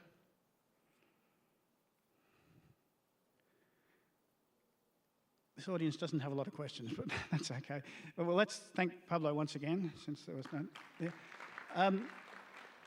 I think we're going to have a slight change in program. I was going to follow Pablo with a little bit of a talk about the winds we measured during the awesome mission. I will do that, but we've just received some slides from Christina Lynch, who is online, and I think I would like to ask Christina to go first, and then I will end the presentations after Christina. But are you able to hear us, Christina? Sure. Hi. Thanks, everybody. Yeah, we hear you well in the room, so please go ahead. All right. Yeah, so Mark asked me to think about what I would do if I could launch south from Poker. So I'll just talk for a few minutes and maybe think of this as an addendum to Rob Pfaff's talk. So my name is Christina Lynch. I'm at Dartmouth College. And in our rocket lab, we put together sounding rockets such as Magda just showed, for the most part looking at the northern lights from Alaska. Next slide. So I just had a couple of examples here. You know, Poker's a lovely place, and there's been a lot of infrastructure there, and many of us have a great deal invested in it. And so shifting to the southern launch site, while it opens up a lot of science, it also has some caveats about infrastructure. So here's just two examples of the kind of multi-platform research that we've been doing from Poker. In the lower left is from the isinglass rocket. So the upper panel shows a kilogram. So auroral camera slice up the meridian, showing as a function of time. And so this is over the 600 or 700 seconds of the isinglass flight. And the green line shows the rocket trajectory across an oval, across an auroral arc. This particular camera is at Venati, so under apogee. And then the second panel shows the precipitating auroral electrons, and the lower panel shows the electric fields. And so to do the system level science that we've been doing out of Poker has, you know, grown to include ground-based imagery, radars, a great deal of other associated instrumentation. In the upper part here is our planned mission from Poker this coming winter called NICE. And so we'll have two rockets going together side by side through the same auroral oval in the context of both Pfizer. So the fan of beams is a modeled Pfizer beam pattern in the context of auroral imagery, and also for this particular mission in the context of some local tomography. So we have a lot of things all in one place, which makes Poker such a rich place to do this system-level auroral study. If you go to the next slide. However, when you're at Poker, you can only go north, as multiple people have said. And so at solar minimum, which it turns out is what most of my rockets have been launched from, that's great because the oval's to the north. So at solar max or at high activity, we spend a lot of time griping that we can't launch south, that they won't let us launch over Fairbanks. And additionally, you know, compared to the days of Roger Arnoldy and Paul Kintner, there's a huge interest in subauroral science. There's a great deal of how the ionosphere works that is rooted in the region just south of the auroral oval. So on the right here is a set of kilograms from Don Hampton's camera at Poker for the month of March, this past March. And the narrowing, it just shows the daylight. And I'm going to have a blow up on the next slide. But for each one, it goes from sundown to sunup, and each panel goes from the southern horizon to overhead to the northern horizon. And so each night, you know, the science you can explore from Poker is the upper half of each of these panels. So if you go to the next slide, which I think is my last slide. Yeah, so the upper left is an example that would be a sort of typical exploration of the auroral oval from Poker. And so this is a few hours in one night. The bottom of the image is the southern horizon from Poker. The top of the image is the northern horizon from Poker. The line across the middle would be right overhead Poker. And so Rob had mentioned this, if the aurora is overhead, you know, you're going to miss it with the rocket. And so this upper one shows the green arc in the northern horizon, so that would be nicely placed over Venati cameras, and that would be a good mission to study with a rocket from Poker. The one on the lower right, however, all the activity you see is a great deal to the south, and so this would not, at the moment, be explorable from Poker. And so that's just partly because it's an active night. It's also partly because we're near solar maximum. And so if you go back one slide, please, you'll see that for much of these active nights, each panel is equally filled on the southern horizon and the northern horizon. Whereas in a solar minimum year, much of the activity would be far to the north. So I would be excited about being able to explore the southern part of the oval and, in fact, the regions below the visible aurora, which is why the multi-point ejectable science becomes important, because if you don't have imagery, you need something to get the spatial structure. So I think that's all I had to add, Mark.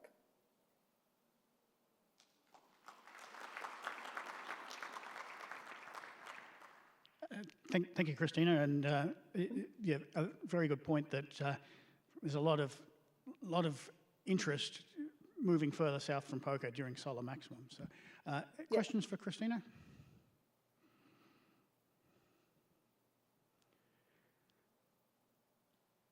I don't see any, Christina. There's quite a good-sized audience here, but this audience doesn't seem to have a lot of questions. So let's thank Christina again.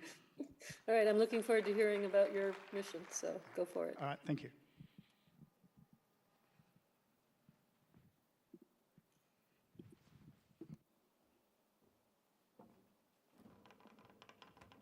So I guess I have two microphones. So let's see. I will be presenting the final talk for the day, if we could pull that up. Yep, there we go. And then if there's time at the end, I would like to spend a little bit of time on discussion. So what I want to do with this talk is just show some very preliminary results from the awesome sounding rocket mission. I'll show you an overview of that mission in a minute. The mission involved 3 rockets, as I think Pablo was saying. I'm only going to focus on results from one of them, the 52 Black Brant 12 vehicle, and I'm only going to focus on the trimethyl aluminum chemical or vapor tracer releases that we performed from that experiment. So actually, just to orient you, this was a mission, well, let me go to the next slide, maybe that'll help. So the motivation for this mission was to look for wave-like perturbations in the lower thermosphere, lower to middle thermosphere, following the onset of a substorm. And so we have lots of ground-based observations. You can see here, this panel here shows time series measurements of just the line of sight component of the wind measured from, I think that might have been Toolik Lake. I can't read it from here, either Toolik Lake or Poker Flat, following some substorm activity. So there's a kilogram at the bottom. You can see the activity starting early in that panel, and then each of those traces is measuring the line of sight component of the wind in one look direction in the sky from a ground-based instrument. And we've just stacked, I think in this case, 240 look directions up. The bottom of that stack is look directions near the zenith, and then it sort of winds out towards the horizon as you go up the plot. And you can just see that the wind component has started to oscillate following the onset of that substorm activity. The trace at the top is showing magnetic perturbations. And so this is a ground-based view of wave-like perturbations at, in this case, about 240 kilometers altitude, measured by that instrument. But it's a somewhat indirect measurement. You can only get one component of the wind. We don't get any sort of pressure or density fluctuations associated with it. So from the perspective of understanding the wave itself, there's some limitations to what we can do with these ground-based measurements. It's a line-of-sight integral. The thickness of the emission layer is significant, and so it's a clue as to what's happening with the waves, but it's not a very direct measurement.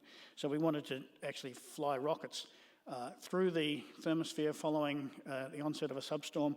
I don't have time to go through the whole experimental design, but the experimental design involved 3 sounding rockets, and one in particular that would launch this constellation of vapor tracers off the north coast of Alaska there. So the launch range is at Poker Flat, which is, if I can get this thing to work.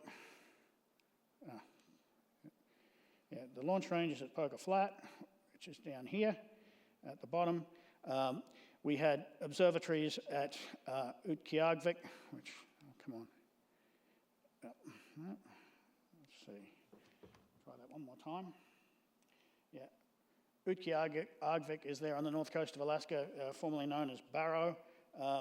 We had an observatory at Kaktovik, which is there, although in that case it was cloudy, so we weren't able to see the sky from there.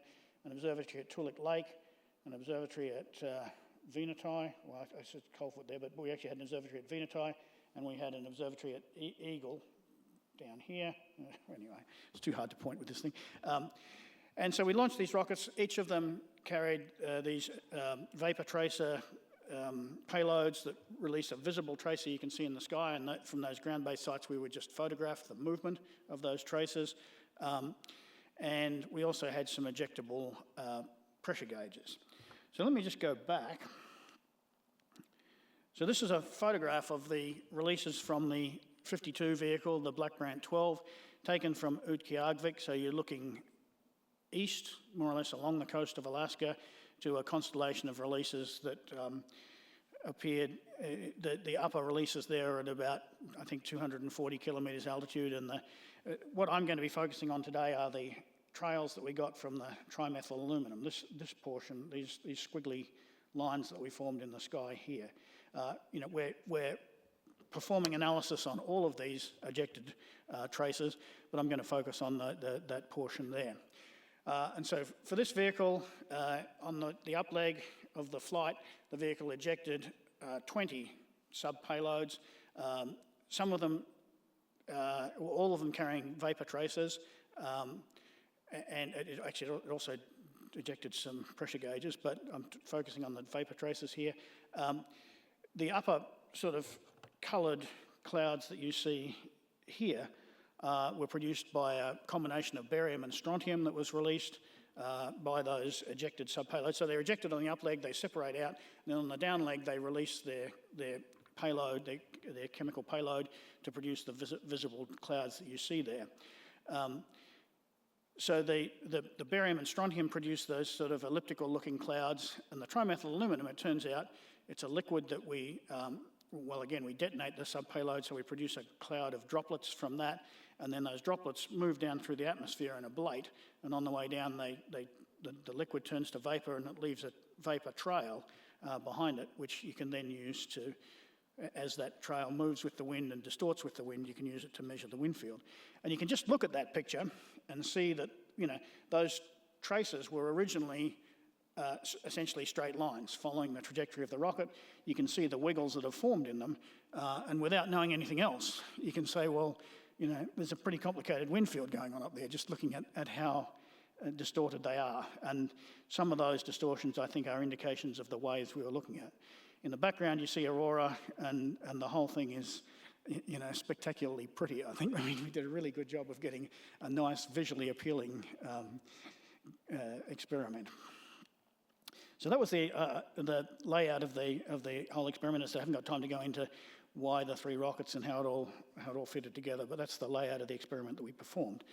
And I think actually of relevance to this session is that a lot of our science was occurring up here north of the coast of Alaska. Aliktok Point is marked on this map just there. So, this is a region close to Aliktok Point, but the sort of phenomena we're showing you here would be phenomena that you could study with launches from Aliktok Point. So a new capability that we pioneered with this mission that I think worked out really well is, in addition to measuring the wind that was associated with these waves, we wanted to be able to measure pressure gradients, because the thing that enables, or density gradients, the thing that enables acoustic gravity waves to propagate are gradients in pressure and density in the atmosphere. So if you want to understand the waves, you need to be able to measure those gradients in addition to the wind. So what we had is a commercial pressure gauge, this FIFA vacuum gauge. You can see it there. They're very robust, small devices.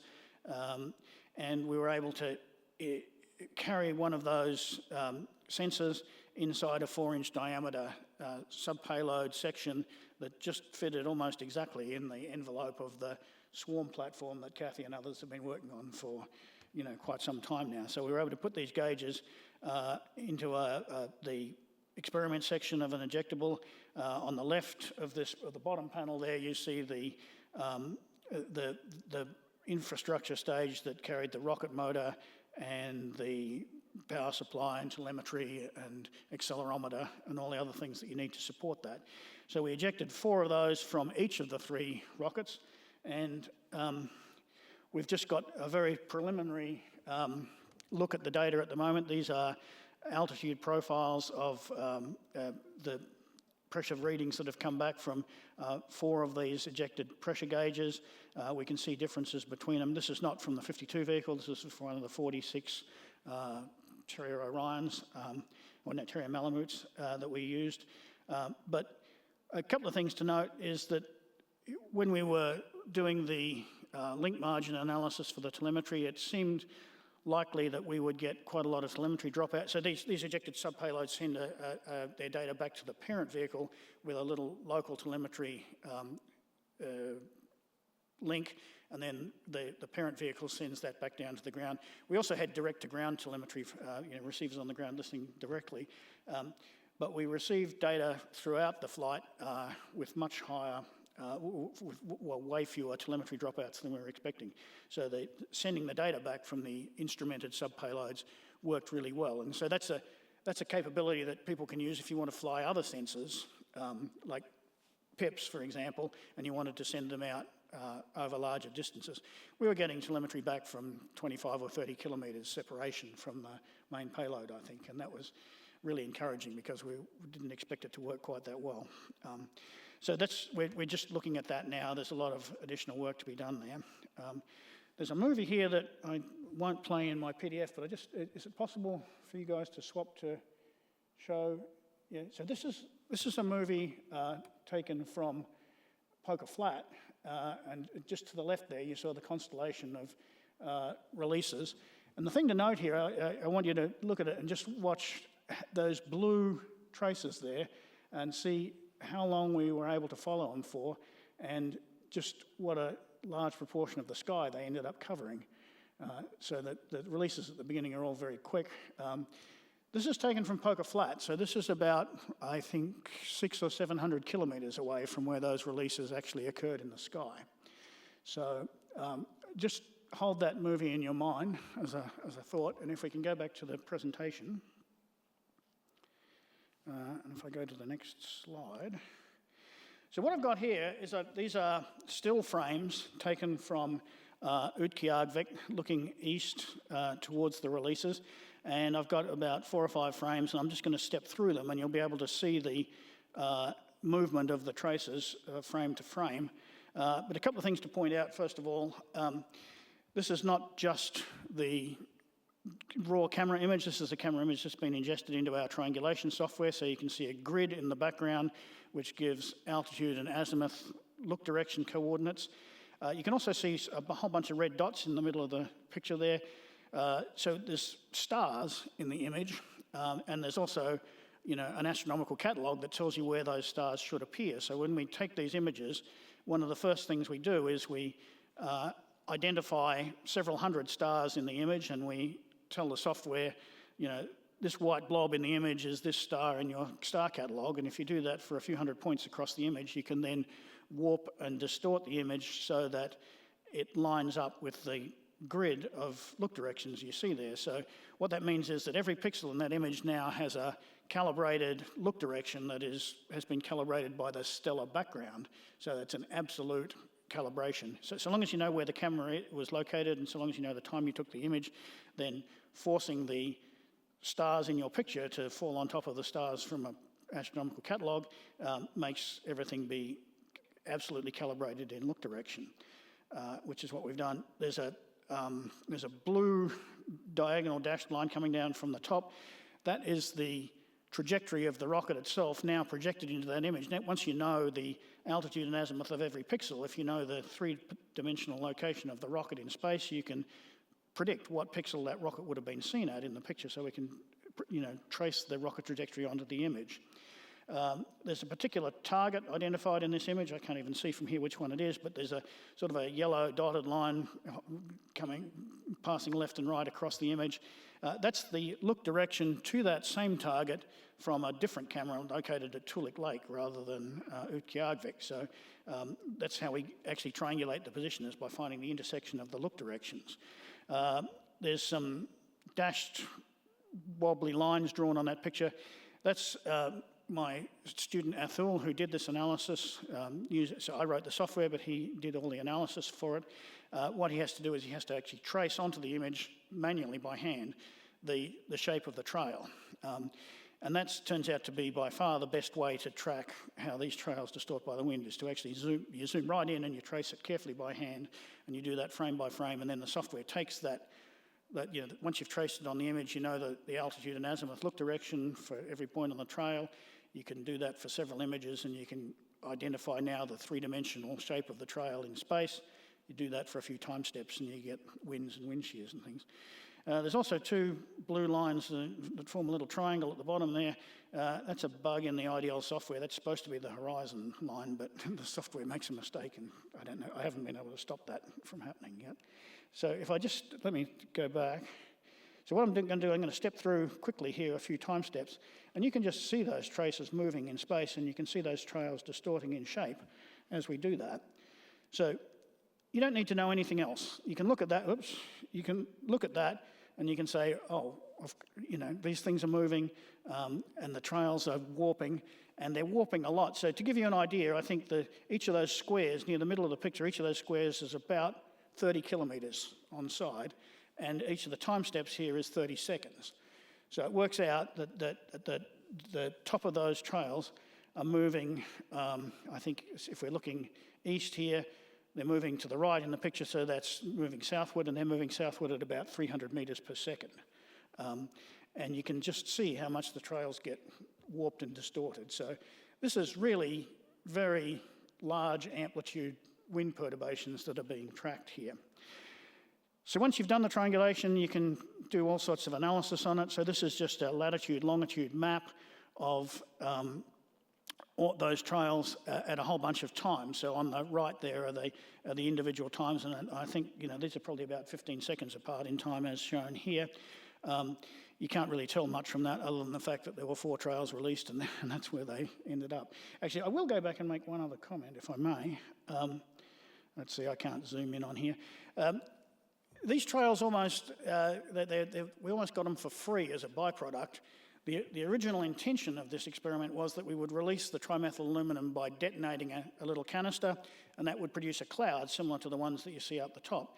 The fact that the droplets continue down through the atmosphere and ablate and produce these distorted trails, that wasn't part of our original intention. We expected to and we did some test flights where at higher altitudes we didn't get the trails, but if you release low down, and particularly if it's sunlit, we get these nice trails. It turns out we I think, had 3 salvos of 4 trimethyl aluminum, so 12 canisters in total. The trails worked so well that we probably could have got away with just 4 of them. We probably didn't need to release all 12 because there's actually multiple duplicated trails in that picture. So now, if you take, these are height profiles of the shapes of those trails, and the top panel is showing altitude versus longitude shapes of the trails. There's also the rocket trajectory in the middle of the panel there. Again, at multiple time steps, so you can see how the trail is being distorted over time, and similarly, the bottom panel is showing the same thing in altitude versus latitude view this time. And while there's an altitude scale in the vertical direction, in the horizontal direction, I've given a scale bar horizontally to show, how far these things are moving. And you can see that they're moving, they're moving a lot over those time steps. So once you've got the position as a function of time, if you know the position as a function of time for any tracer, you can fit a polynomial to that time variation of position. From that polynomial, you can then differentiate the polynomial easily just by manipulating the polynomial coefficients, and then you get velocity as a function of time. So this plot here is showing velocity as a function of time in a longitude-latitude view. And in this case, the colours, I think, are used to indicate altitude rather than time. Again, you can't really see much in that particular view, but it just shows what the velocity vectors look like. You can do the same thing as I had before. You can now show the velocity vectors versus latitude and longitude for the zonal and meridional components of the velocity. So I've got 4 panels there. You know, it's too much to look at other than to see that we have all these data. You know, velocity is a function of time for 2 components of the wind. This is probably one of the most interesting figures that I have. This is showing now for the 4 different release locations. I've just called them A, B, C, and D. It's showing height profiles of the wind. I think, I can't even read it here. I think it's the meridional components at the top and the zonal components at the bottom. I actually can't read it from here.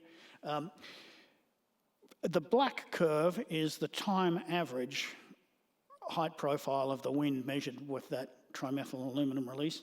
The colours are the individual velocity or wind speed components measured as a function of altitude at each of the time steps, which again have been derived from that polynomial fit over time.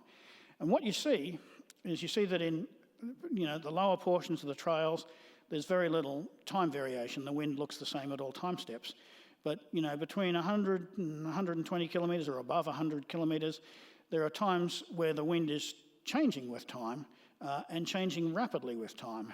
And if the colours go from blue to red, the earlier times are blue, the later times are red. And if you look at how those individual time profiles deviate from the time average, they don't deviate in a random way, they deviate systematically. So you see that the blue to red colour variation is coherent and systematic across the places where there's variation. So that's telling you that the wind profile is varying rapidly in time and varying a lot. So I need to say these are very initial results, but this technique is a very immediate, absolute technique for measuring the winds. We're actually just following a tracer that we can see in a picture, see it moving, and this is what at least the analysis at the moment shows. Now there's a few caveats. As I said, there's multiple trails and they overlap on top of each other, and sometimes the trails are a little bit hard to discern in the image.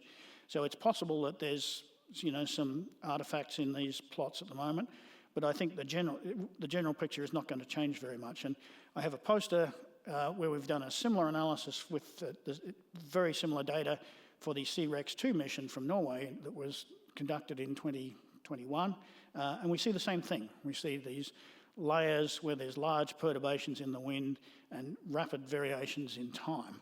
So I think this is, if these results hold up as we do more validation, we're really starting to be able to look into what's happening dynamically in this height range in ways we've never really seen before.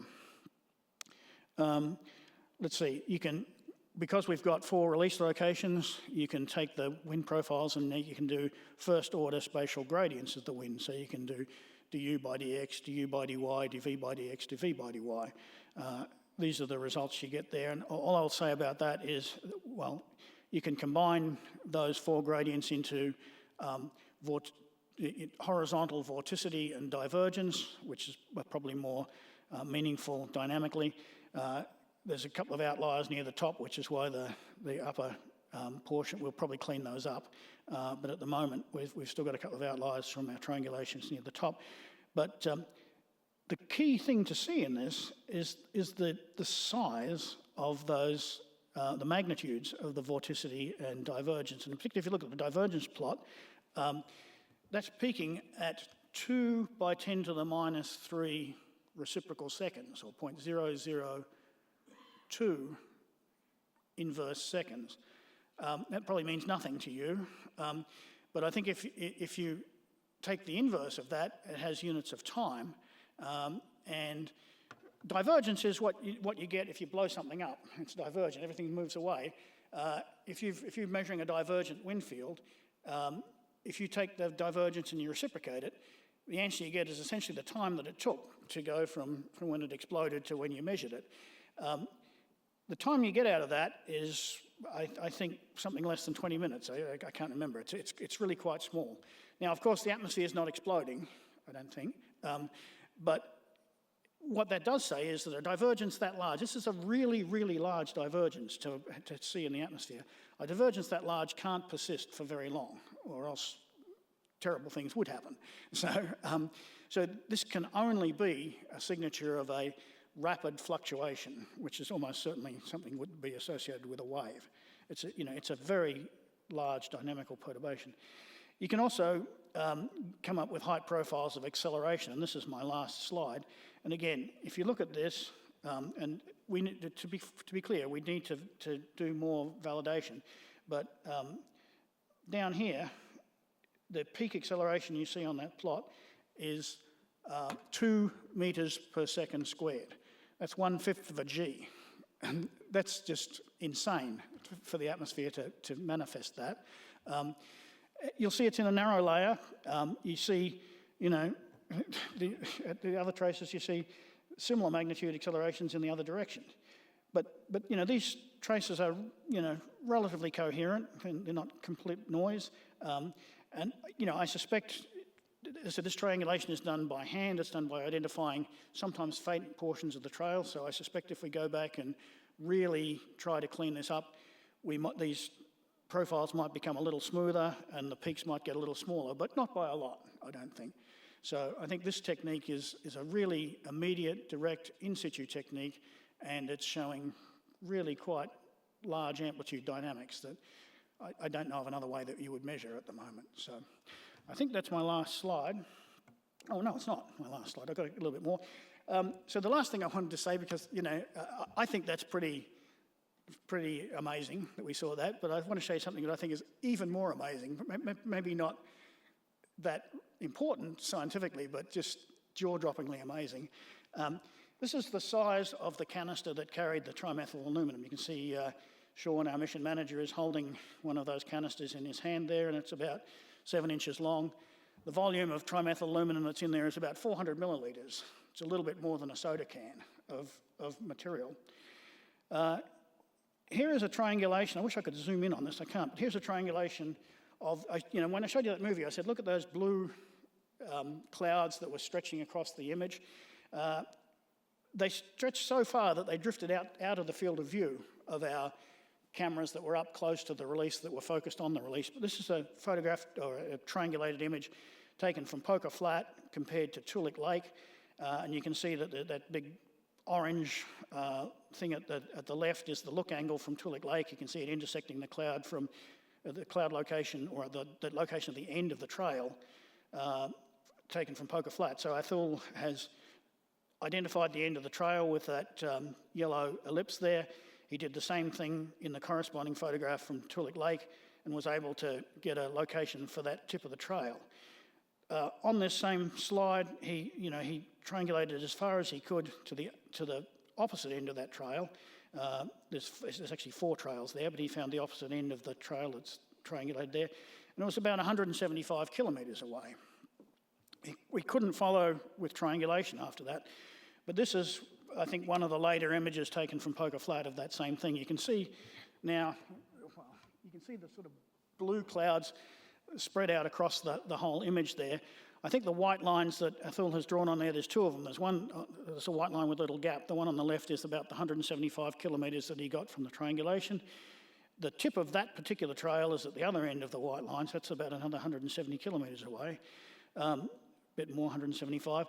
So that one can of trimethyl aluminum, 400 millilitres, has produced a trail that we can see from Poker Flat by eye. This camera is not a whole lot more sensitive than your eye. You could see by eye that trail 350 kilometres long. It's just insane that tiny little 400 millilitres of trimethyl aluminum can produce such an extensive and visible trail. But,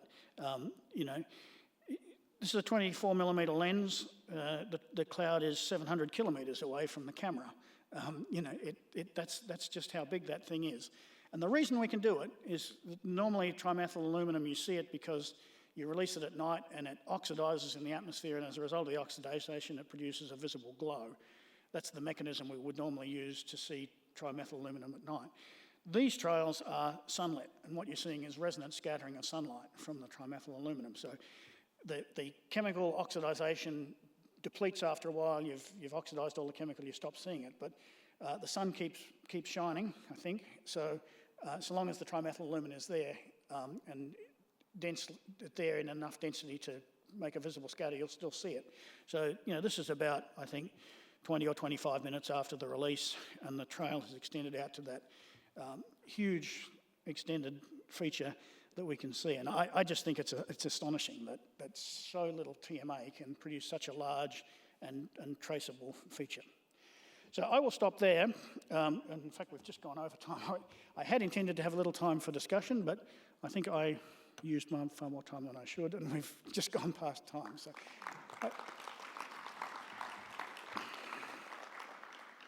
Maybe I'll stand over here and thank our speaker. Oh, thank you. But I'll take a couple of questions if people want to stay. Yes? Well, I just wanted to comment that I think the long trail is jaw-breaking, or jaw-dropping, or whatever you said. I really think your measurements themselves are so fundamental for our planet and understanding the motions of the upper atmosphere, and there's no other way to do this than with rockets. And one thing I noticed was that the movements were fundamentally different, like above 100 kilometers, or above the turbopause or whatever. And I think just having those measurements, I think it's just, you can't even do that with a dipping satellite. I mean, you have to have something like this, and you and your team are to be congratulated.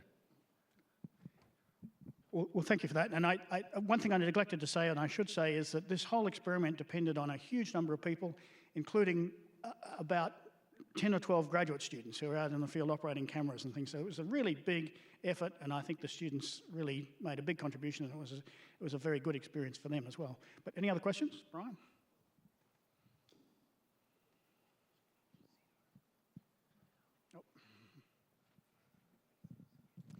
Hi. Yeah, Oh, sorry. Yeah, go ahead. This might be a really silly question. I've never used data from sounding rockets before, but when you're talking about tracking the winds through these vapors, the analogy I think of is like dropping a feather into a wind field, where there's inherently some drag involved, and by tracking the feather, you wouldn't get the true wind field. Is that a factor at all when you're dropping like dense clouds of vapor, or is that irrelevant and you're getting like the true wind field from these observations? So that's a really good question. The way I think of answering that is, particularly with the barium and strontium, the barium and strontium atoms, of course, are higher molecular mass than the atmosphere. So you can calculate, so what that means is that they will sediment through the atmosphere when you release them, and you can calculate what that sedimentation speed would be. And it turns out, for the collision cross sections and temperatures and all that sort of thing, it comes out to be about 20 meters per second at 250 kilometers altitude. Down at the altitudes we're talking about here, that differential motion, even in the vertical direction, is small, and in the horizontal direction it's smaller again. What you can see when you release these clouds even higher at 300 kilometers or something, you see them initially moving at the speed of the rocket. They skid through the atmosphere, and then you see the velocity eventually come to equilibrium. And that takes 20 or 30 seconds up at 300 kilometers, 350 kilometers.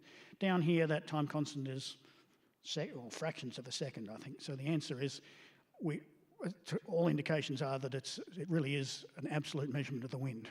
Because okay. it's not a feather, it's atoms, Yeah. Interesting, thank you. There's two questions over here.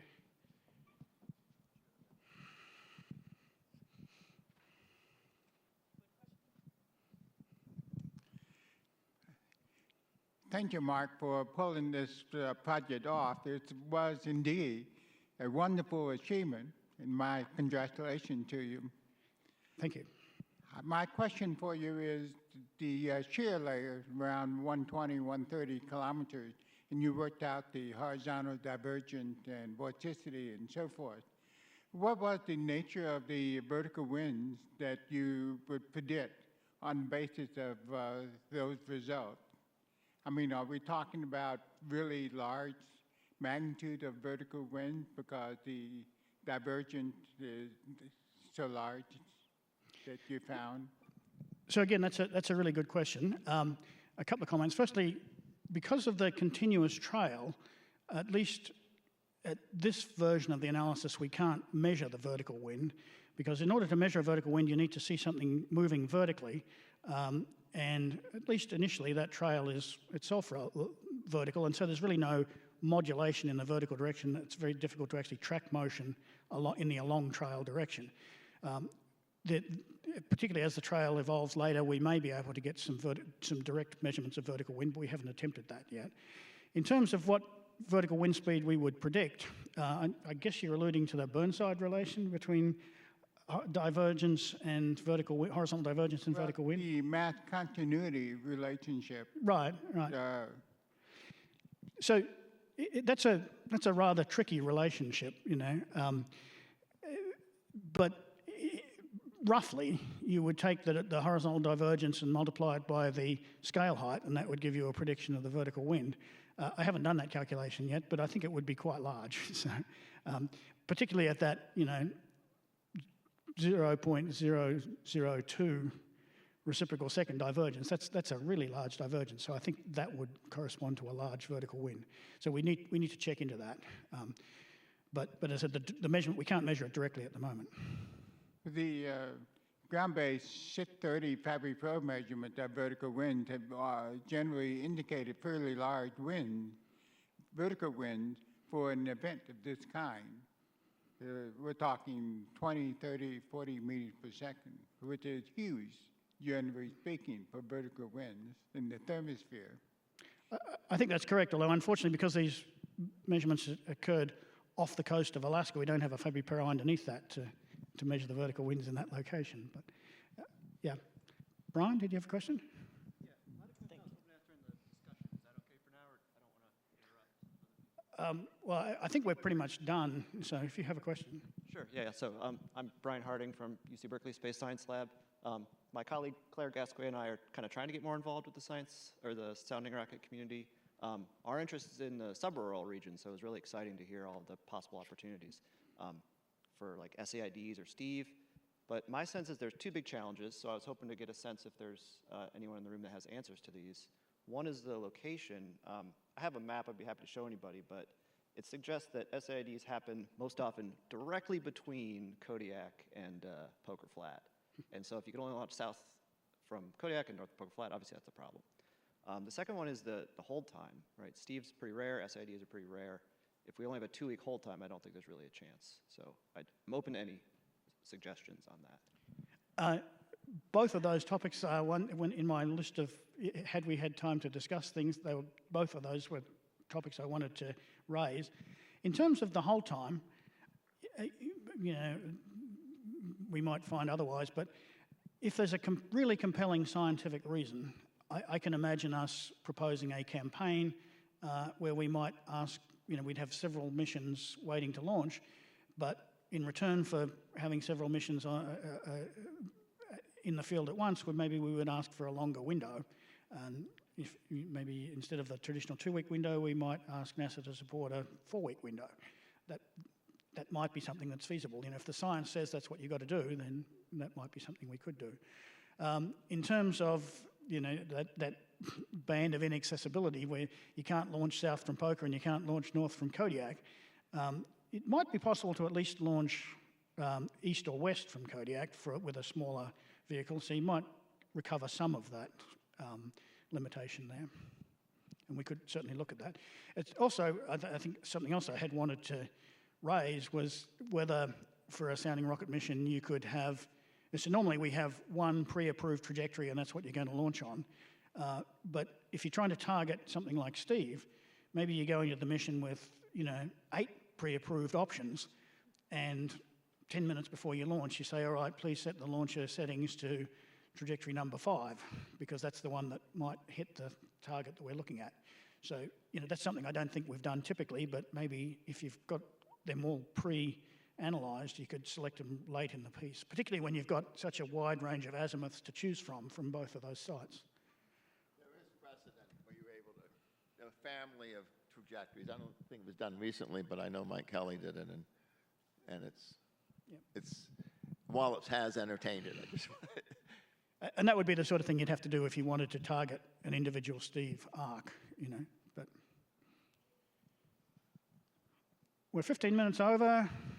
Any other questions, comments? All right, well, thank you, everybody. I think that was a really fun session, and go enjoy your lunch.